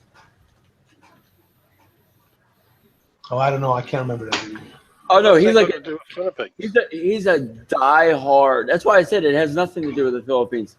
Wait a minute. So Americans should be disarmed, and then you had a hard-on Ned because he said something like that? Oh hell yeah, I do. I mean, again, it's freedom of speech, right? I mean, you always talk about freedom of speech. Hold on. Right after freedom of speech is the right to bear arms. You want my weapons? You come get them yourself. Okay, but it's freedom. It's I'm not gonna go into that one, but anyway, hey, it's freedom of speech, Pete. I mean, we're going to be American. Hey, let's is there anyone else we can bring on to kind of spice in this show up? Like, what do you think, Kev? You can't get no JLB. Yeah, JLB. You know, I don't mean any offense, but Jerry and Mike are getting super boring, man. Hey, Ella, come on, Ella, say something, Ella. Hold on, Seth. We need. No, I'm actually still listening. In a few minutes, I will jump off. Then let's see if you guys are still on. I will be back in 15, 20. We need to find someone that believes that I'm the Antichrist of the expat community. Who would be the PV? Who, in your mind, who would be the ultimate person to bring on the show while you're on? Oh, Henry, of course. Yeah, that would be pretty. That would be pretty historical. I agree. Or Dave. See if we can get him, Bailey. Oh, Dave, yeah. Dave would be a good one. Yeah. Dave would be a good one. Wait a second. I tried to reach out to him. Let's get Ali to reach out to him. Yeah. Aloe, what's your take on this? Aloe, what's your take on this? No, I tell you what, I'm not dealing with Dave online. That's oh, come on. Come on. Henry is probably doing and I think Dave by this time is actually really up. Let me just check on Hangouts. Hold on, guys. Pastor Kettlecorn said something. Actually, I think it's a really good idea. What about Jerry Riso? Yeah, he might. He would be a pretty funny one, actually, because, like, have you ever actually talked to him, Pete? Oh, he sends me obnoxious emails all the time, and I tell him to go fuck himself. You guys are, like, super close buddies. You're like, yeah, behind the scenes, he talks to me all the time. Hey, but listen, here's what I want to say about Jerry. This is what this annoys the hell out of me. You know, and he could say all the hate he wants, but you notice he's afraid to show his face. The latest I've seen with Jerry Riso is he actually went as far as to make a mask of you. I saw that one. Yeah. I know. I'll be honest. I saw it. I was like, it's like funny, but it's a little bit creepy. But Jerry's hilarious, man. He's actually a pretty witty guy. Like, out of all the people who bash you, Peter, and I mean this in the best of ways, Jerry actually it's like witty comments. You know what I mean? It's not just bashing for the sake of bashing. Yeah, he does it because he probably really doesn't like you, but he makes it kind of funny. He puts a funny spin on it. I don't know. He's a very smart guy. Very Jerry's pretty smart. Riso, absolutely smart guy. I have spoken to him a couple of times in Hangouts. Very, very smart guy. And you can tell, also by the comics that he has put out, very witty, eloquent, smart man. Very talented. Smart man. I'm curious I'm really curious what Jerry's real job is. Like, what does he do in real life besides make Peter comics? Hold on. He's from Australia. They don't have to work. They get to dole. Yeah, that's a good point. Yeah, that is a good point because I'm pretty sure all Australians are criminals. So that is a good point. Criminal-minded, not criminals. Do you know the history of Australia? Oh, man, you know me in history and politics, man. No, Seth, what you said is right. They were all criminals from England. They got sent all the way to Australia so that they wouldn't criminalize in England. I did hear that. Yeah, no, I did hear that. Let me ask Mike Luna, what's your take on Jerry Riso? Mike, you still there? Mike? Yeah, I'm here. Sorry, I was just wake up, buddy, wake up. Mike, I'm multitasking. Okay. As a New Zealander, because it's my understanding, correct me if I'm wrong, that New Zealanders don't really like Australians. So what's your take on Jerry Riso and his creative efforts? We don't hate each other. We share the same common grounds. Well, they call you gay, you call them criminals. That sounds like hate to me. Okay, hold on. I don't know who you've been talking to, but no, it's not quite right. But okay, we have a rivalry, but like probably American and Canadians, I suppose. It's the same sort of rivalry. Yeah. I agree. I don't know him. I know he's a bit of a cartoonist and he loves Peter. I don't really have a comment about him. He was all right. I mean, why? I'm just curious because I didn't know if you follow his work. I'm actually a Jerry Riso fan, not because they're Peter videos, just because he's made videos or comics about me too, and they're pretty funny, man. Yeah, it's clever. Witty. Hold on. Yeah, I want to share with you a comment that I just got. Okay. One of hundreds, Peter. No, this is from Dave Phillips himself.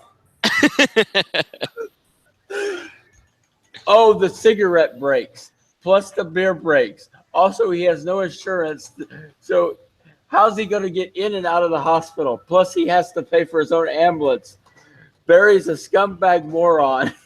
And I'm quite serious when I say that. Hey, man, I would love to run into him at a bar. Forget the rules. I want to literally beat the shit out of him. Oh, this is from the fake. We're still going. This show. is my third. This is my third show of the of. No, this is the real Dave Phelps. The one down at the fowl's the fake one. I don't know which one's real and which one's not. You know, so who we get? As Halo, did you reach out to anyone? Did you get hold of? I actually left him a message right now on Hangouts, and I saw that the last time he was active like 6 hours ago. So I'm trying now if any one of you guys have him on your FB account, because I will try to see if you want. If keep calling him or giving him a sign. Let the man speak. Fuck's sake. Cool. God, everyone's fighting. Cool. No, Kev's like on. Oh. Hold on. I'll tell you who I want to get on here. Hang on, guys. I've just got a personal thing. And how are you feeling? Hey, I don't know if you know this, but I dedicated my show for you and your father. Hey, we need to get Travis Kraft on here. Yeah, I told everybody not really what was going on, but your father passed away, and he didn't mute his mic. For you guys. He didn't mute his mic. Well, hold on, guys. I'm gonna mute him. Hold on. Roberto? I'll send you a link. Can you mute him? Is that Roberto? Yeah, check this out. Check this out. I think I just muted Big Kev. This is now my show, guys. I have the power. I muted Big Kev. Okay. How did you mute Big Kev? Yeah, I just muted him right now. Do you hear him anymore? No. Yeah. Dude, I got the fucking power, dude. I got the power. I decide who goes on this show. And if I were to pick someone, this is a tough one, Peter. Like, it's not often we have you on the show. In real life, I'm the one that decides. Be right back, guys. Okay, keep going. I tried to get hold of. I tried to get hold of Dave. Okay. Okay. I think we should bring on Roberto Dunn because that's who I just talked to. Yeah, I'm pretty sure Roberto Dunn really hates Peter. I think he really hates him. So hold on. Are we looking for someone that actually? And he's coming right now. All right, go ahead, Peter. Are we actually looking for someone to talk to, or someone just to be an asshole to me? That's true. That's true. That's a good point. I would prefer that's a good question. Conversation. I would prefer a conversation. Okay. Well, I just invited Roberto to come on. Do you know Roberto Dunn, Pete? Yeah, he loves me. Oh, okay. Oh, great. The ratings are going to shoot through the roof now. There you go. Well, no, see, Roberto needs to be cheered up a little bit, so. Yeah, his father passed away, guys, remember? Yeah. Yeah, I'll just say this to Peter. You probably should not make any jokes about that. Oh, no, God, no. I was just going to say, it might not be a wise move bringing them on now. Don't do that. All right. Yeah, I can see his fist coming out and grabbing you. I can see it. I can see it happening through the computer. Anyways, guys, I'm gonna give the mic to Aloe Winter because I feel like he has a lot to say. What's this? Is Aloe still on? He's coming back. He's coming back. He said. Hey, Roberto, my brother from another father. Hey guys, how you doing, man? Hey Roberto, what's happening? I don't know. Hey Roberto, where are you now? I'm back home. I just got in last night. Okay, you already Sorry to hear about your loss, mate. Yeah, Sorry, I was about to say. I heard to hear that, bro. Yeah, I appreciate it, guys. Yeah, everything's fine. We ended up cremating him, and then now we're gonna have a military service for him in a couple of weeks, actually. Oh wow! Was everybody able to get there? Say again. Was everybody able to make it to the funeral, or your whole family and everybody? No, we haven't had a funeral out. We had it cremated, so they're sending his ashes to here to Texas in about 5 or 6 days. Then we're gonna have a service. Oh, so right around Sunday then. Right.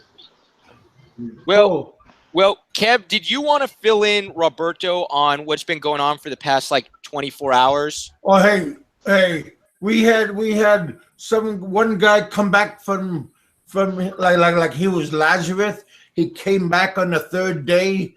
That's Fazio, Mr. Fazio, and he's angry at just about everybody that tried to help him, and he was mad at me. Wait, hold on.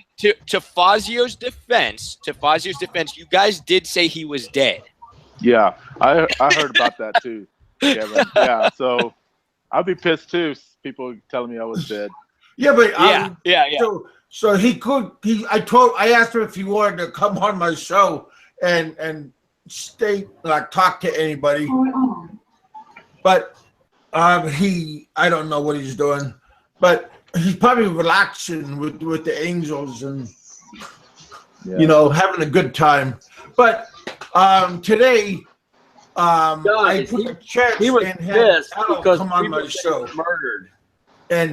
And when Aloe came on my show, I was gonna bitch and complain at him and moan at him, and then all of a sudden, Mr. Peter came on, and yeah, I got a few things to we say had about a great day Peter. all day. I think we had 3 different shows, and we've been doing a good job. This is one of the best days of my life.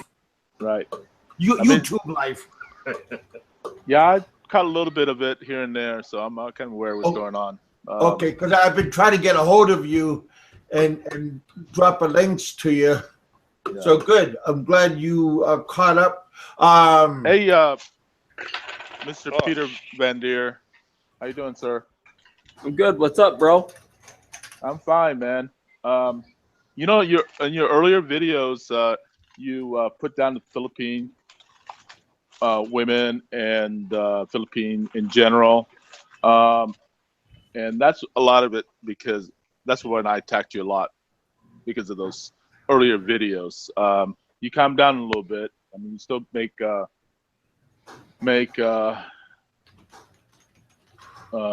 won't say exposition, but you make comments still to this day about the Philippines.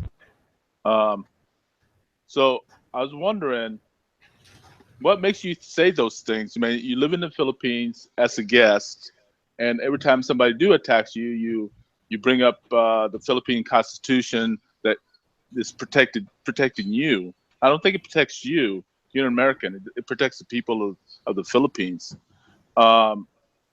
Visitors have some rights, yes, but the Constitution does not protect you. And just because you're saying bad about the president or the Filipinas, the women, or the OFWs, you know, so what do you say about your earlier videos that you downgrade the Philippines in such a way that it pissed a lot of Filipinos off? Oh, okay. First of all, the Constitution, let me answer that question. Unless it explicitly says it's for the Filipinos, it governs all people while they're on the land. No, that's not the way it is, man. I got a little bit of education, and I was in the Philippines. The Constitution is the foundation of all legal systems. Right. Just like we have here in the States.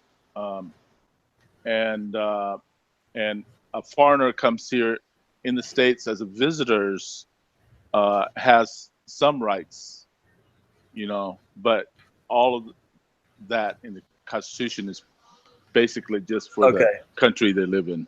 There is a Filipino in the United States that is an illegal immigrant, and I forget his name. He went on MTV and made an entire TV series. Yeah, I saw that. Insulting white Americans. Right. What did the American people say? That's his freedom of speech. Right. You know, at the end of the day, it applies. Now, this issue has been raised with PMP, and PMP has said that it falls under free expression. Right. Okay. Yeah, I understand that, but my thing is, why do you? Okay. Why do you make comments like that to the Filipinos and our culture and the way we live? Okay. Well, first of all, do I disagree with parts of the Philippine culture? Absolutely. And why are you there? Why don't you get the hell out? I mean, we definitely don't want you here. That's got to be the #1 question Petey gets. That's got to be. Yeah. No, that's not the #1 question.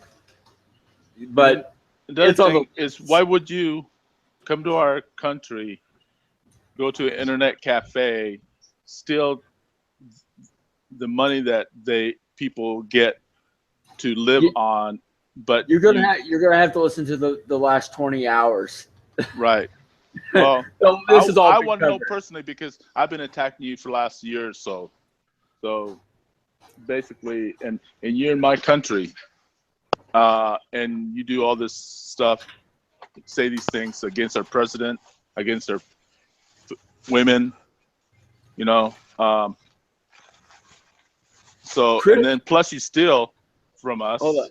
Criticism, especially of the president, is a protected right. Foreigners. I'm not saying if it's why are you doing? You're missing the point. Yeah, he's asking you why. Why are you saying these things about us, about our Filipino people, in general? And you're just a guest in our country. Okay, I'm gonna leave the guest thing alone because I don't want to have a big debate on that. Don't tell me you're not a freaking citizen of the Philippines. No, I don't care what you. I'm a resident. That's legal. You get legal residence. Yes, I have legal residency here. I don't think so. Anyone. The only people that really get legal residence would be almost like retired military.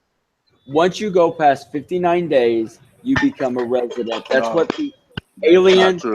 That's what the ACR card does. Right. It means you're a resident. Well, that's a good. What does the ACR card mean? Because I've always been here on a Balikbayan when I stay long. What for those of you in the chat room or those of you with us right now? What is the ACR card? What does it say actually on the card? What is the status? Is it a tourist visa? Is it ARC or ACR? I thought it was ARC. ACR. It's an ACR card. What does that mean? What is the status? If anyone knows, I don't know. What is the status of that? It certifies you as an alien. Okay. Besides that, can you answer the question? Why do you criticize the people of the Philippines? Okay. First of all, the criticism of culture is not. OFW is not a culture. So that's not part of the culture. Okay. Are we talking about OFWs or are we talking about culture? Everything. OFW is part of the Philippines. There are Filipino people that works that lives in the Philippines. Okay. If we're going to talk about OFWs, there are some very serious problems that is created by what they're doing. Okay. How many people do you know are OFW? Name me a few people that are OFW. I can tell you, I can give you a half dozen, maybe a dozen people, and a lot of them, all of them are my relatives. I have 6 cousins in Hong Kong, Singapore, New Zealand, Malaysia, working as the OFW. So you tell me. Okay, is the Philippines in a place to export its workers when there's stuff that our own bridges are not built, the Philippines' own bridges. Our bridges. Can I just jump in for a second? Peter, we have them here because our country suffered a major earthquake, which you know about, and they're here to help build our infrastructure. Without their help, we can't get our cities rebuilt. But you know what? The Philippines is still not completely rebuilt to Cloven. So what? We have per capita for the size of the Philippines, we're like the top 10 in what I want to say population. Population. You're number 12 in the world in population. In the world population. Yeah. We're not hurting for Filipinos, people to work in the Philippines. We're not. It's only actually, bro, there are jobs open everywhere in the Philippines on an ongoing basis. They can't. That's fine. Just like Filipinas want to marry foreigners so they can come to the States, make a better life for themselves. That's what the OFW stands for, to make a better life for the people of the Philippines. I read in some column, I didn't pull it up. I wish I did, but it was saying that the money that's brought back from the OFW to the Philippines helps our economy a whole lot. Exactly. Okay, hold on. Let me why would you criticize? And people? I'll tell you something else. Without that program, we as a country of 4 million people, we wouldn't be able to get things done. And we because we don't have the population base or the skill or the labor or the skill factors to get our country back up and running. We're not as big as this. That's why we have OFCs come to New Zealand. Right. A lot of them like the country and end up staying. But you guys also have to understand what Duterte is doing right now is a good thing. The reason is you don't just a minute, let me finish. Just a minute. You do not have enough jobs in the Philippines to fulfill the amount of people that are unemployed. And here's the reason why. Because of the corruption that's ingrained in the government. That's why you don't have any jobs, and that's why people are forced to go elsewhere out of the country to work and bring money in. But Duterte is cleaning the government up, and once they're cleaned up, companies are going to want to come to the Philippines and invest. Nobody wants to invest in the Philippines right now because of the corruption and the way the government does business. That's why nobody wants to come here. And if companies don't invest in this country, there's going to be no jobs. Companies from outside the country create jobs that want to come to the Philippines will create jobs. And with Duterte cleaning up the government, more and more companies want to come to the Philippines to do business. You got to understand that. First of all, that's not even true. It sure is true.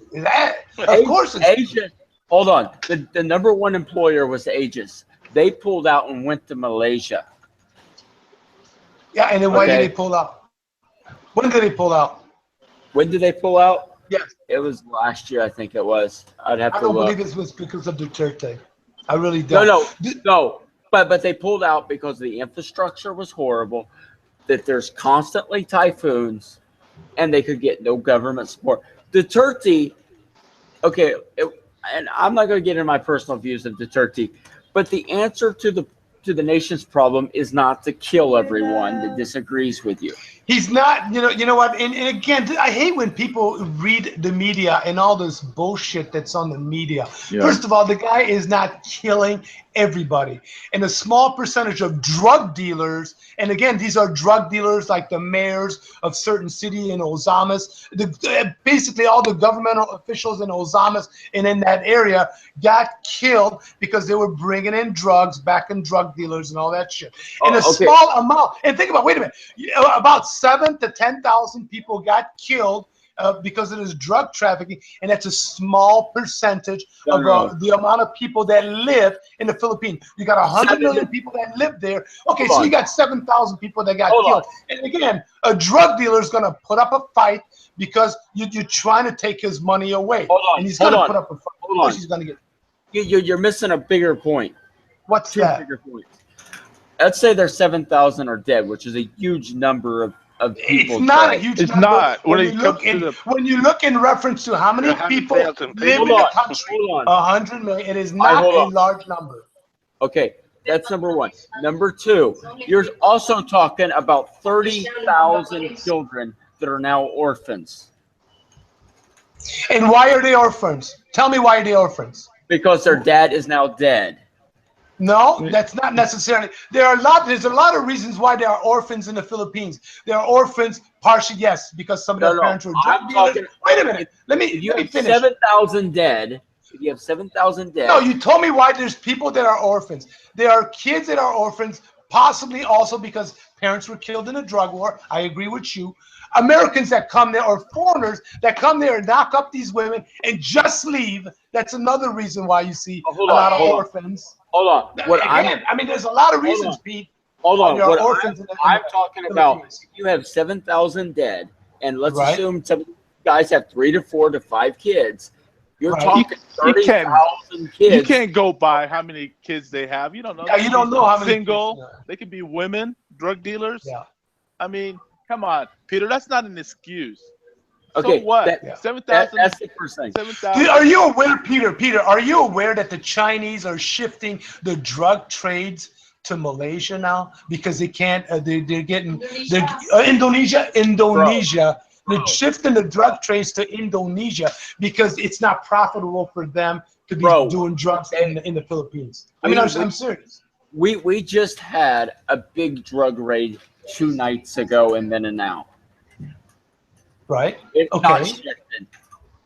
Drugs are here, and they're going to be here. And it's they're trying to reduce the amount of drugs coming in. It doesn't happen overnight, and it may take at least one term of Duterte, and hopefully, if his daughter can get in, a second term to turn a country around.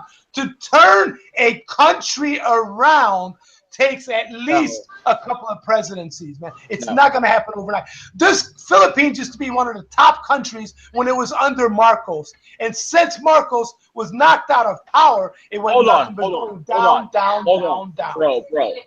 The Philippines has not been a power since the 1930s when it was under the U.S., when it was the Pearl of Asia. Correct.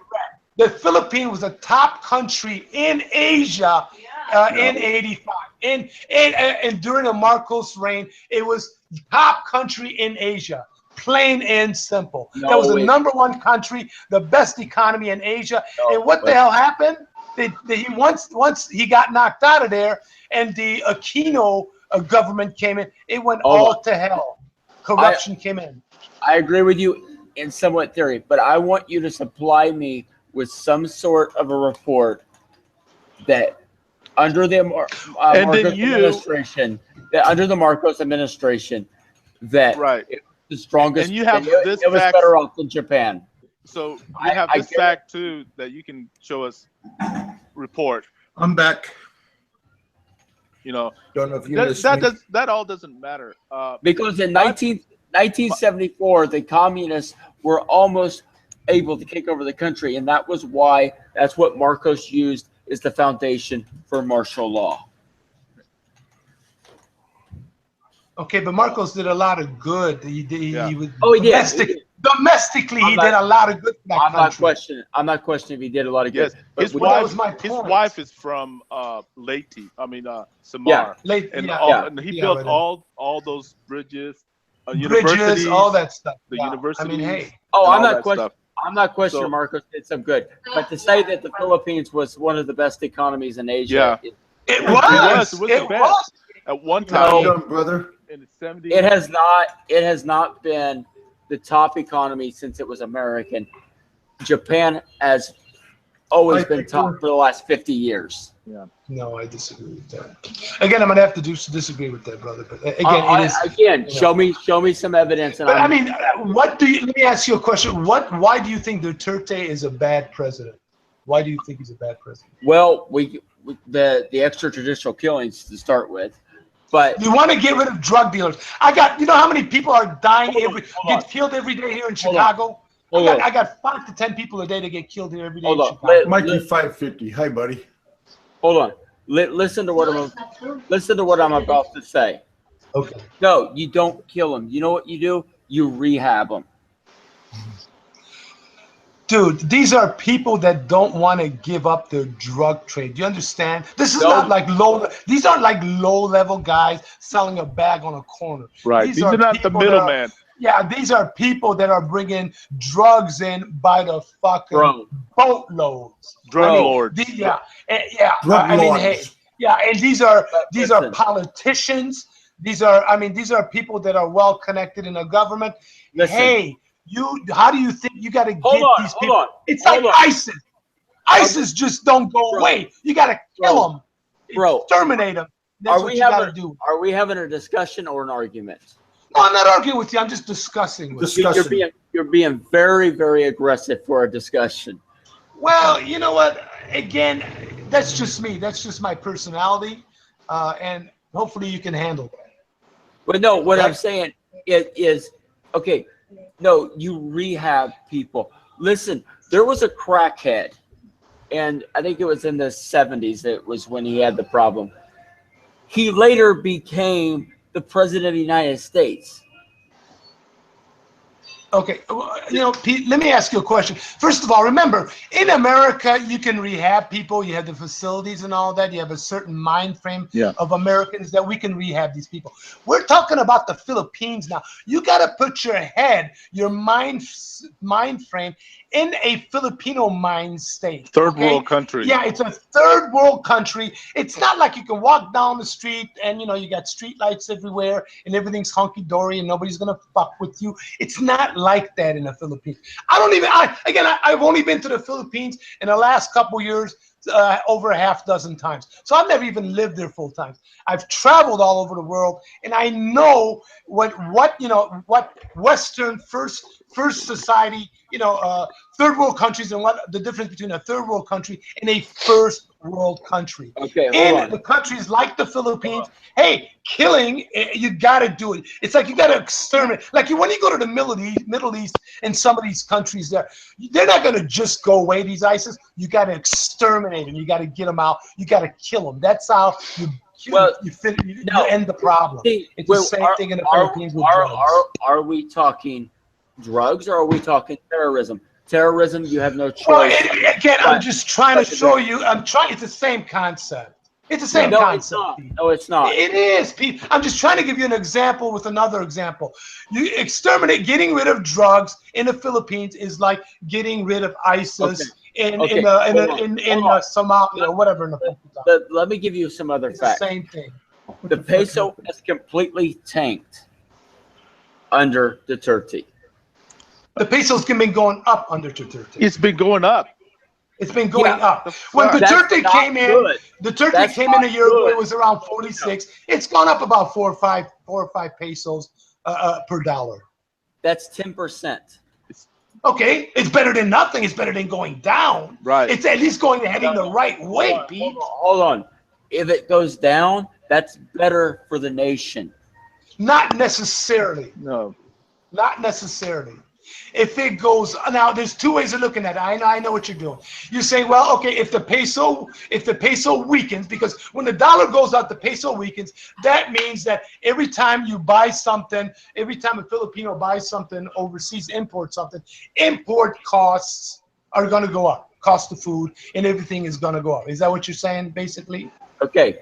Is that what you're saying, though, right? Inflation hitting hard. It's costing more now than it did 2 years ago to live here.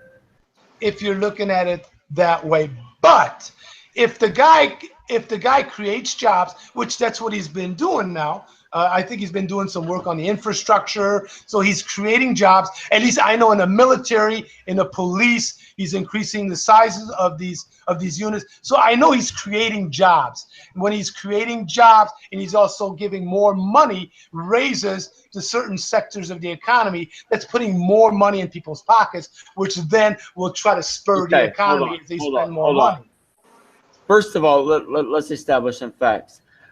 There is the president that has given us the most jobs is GMA by far. Okay. And Duterte has recently, and since he's taken office, basically told the BPO sector to go fuck themselves. Okay. Because he doesn't like the fact that the U.S. Congress has criticized the extrajudicial killings. You know what? And I think that's the best thing you can do is tell the U.S. to get them fuck themselves. And you know why? Really? Think about it. You know how much money comes out of the U.S. here? Well, just wait. Let me tell you. Let me tell you something. It's not necessarily the best policy to be on the side of the U.S. Okay? Maybe the Russians are giving him a better deal. Maybe the Chinese are giving him a better deal. Why would you want to fight with the Chinese? Think about it. It's a no-win situation. So wouldn't it be better to be friends with the? Wait a minute. Wouldn't it be better to be friends with the Chinese? Hold on. No. You got to understand. No, let me finish, Pete. Let me finish. And I think there's a really big misconception that America is all that. And again, I'm an American, okay? I wasn't born in America, but I lived here in America for the last 50 years, you know, and I know exactly how the system works here. And basically, it's all about the money, okay? That's what it's all about. Okay, and again, looking at the Vietnam War, looking at both Iraq wars, it's all straight up money wars. Hey, Duterte saying, forget it. Okay, he doesn't want to be pressured by the U.S. Think about what is the U.S. going to do? They're going to force Duterte. No, wait. You better get some arms. Force Duterte to buy arms. But listen, so we're going to be the whore of China instead of. Wait a minute. Just wait. Think about it. Duterte is smart. He doesn't want to invest a bunch of money in American arms, okay? Because the Americans are going to go to Duterte. Hey, they're going to create some tension between him and China. They're going to create tension between him and Russia. And then he's going to force Duterte to buy arms to protect himself from the Russians and the Chinese. But think about it. If Duterte is friends with Russia, and if Duterte is friends with China, you don't need to buy arms because nobody else is going to fuck with him in that region. So he can take that money, which you normally would buy arms, and put it in the domestic economy and try to get the economy going. See, that's one of the problems we have here in America. We need to focus on our domestic economy, and we're not doing that. That's why we become a consumer nation, not a saving nation. You're missing a whole lot. I'm not missing. Tell me what am I missing?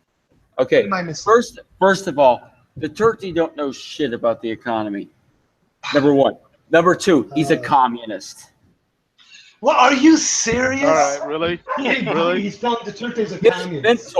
His mentor is the Communist Party. He was a leftist, but not the. Okay. I mean, are you serious? I'm serious. I mean, do you actually think Duterte's a communist? Hey, Seth. He was a leftist, but not a communist. He is like, hey, Roberto, I'm gonna let you take that back. Sorry about that, bro. Yeah. Okay, but hold on. I want to tell you something now. Roberto probably knows about this. Yeah. The nation of Samoa took huge loans out from China. They can't pay them back.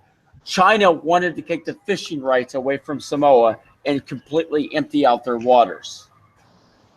Is that what you want the Philippines to do? To have happen?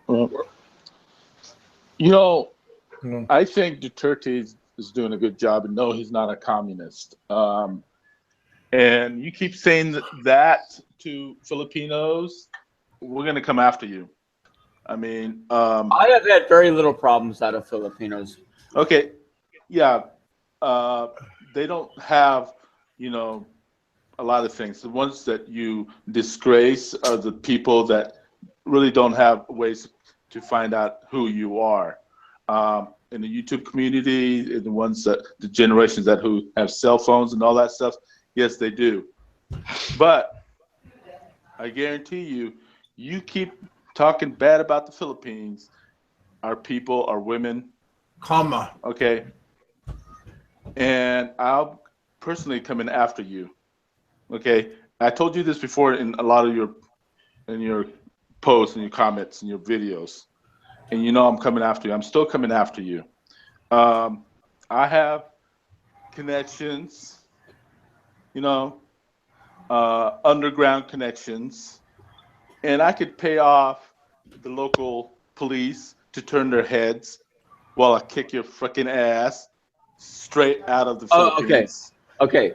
And no, hold on. If this is the way you're going to be, this discussion is over. Yeah, this is the way it's going to be because I'm coming after you, okay? And I am going to tear you to pieces, buddy.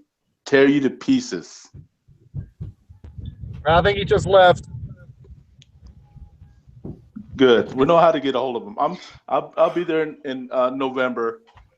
I hope he's listening. I'll be there in November, so stay clear.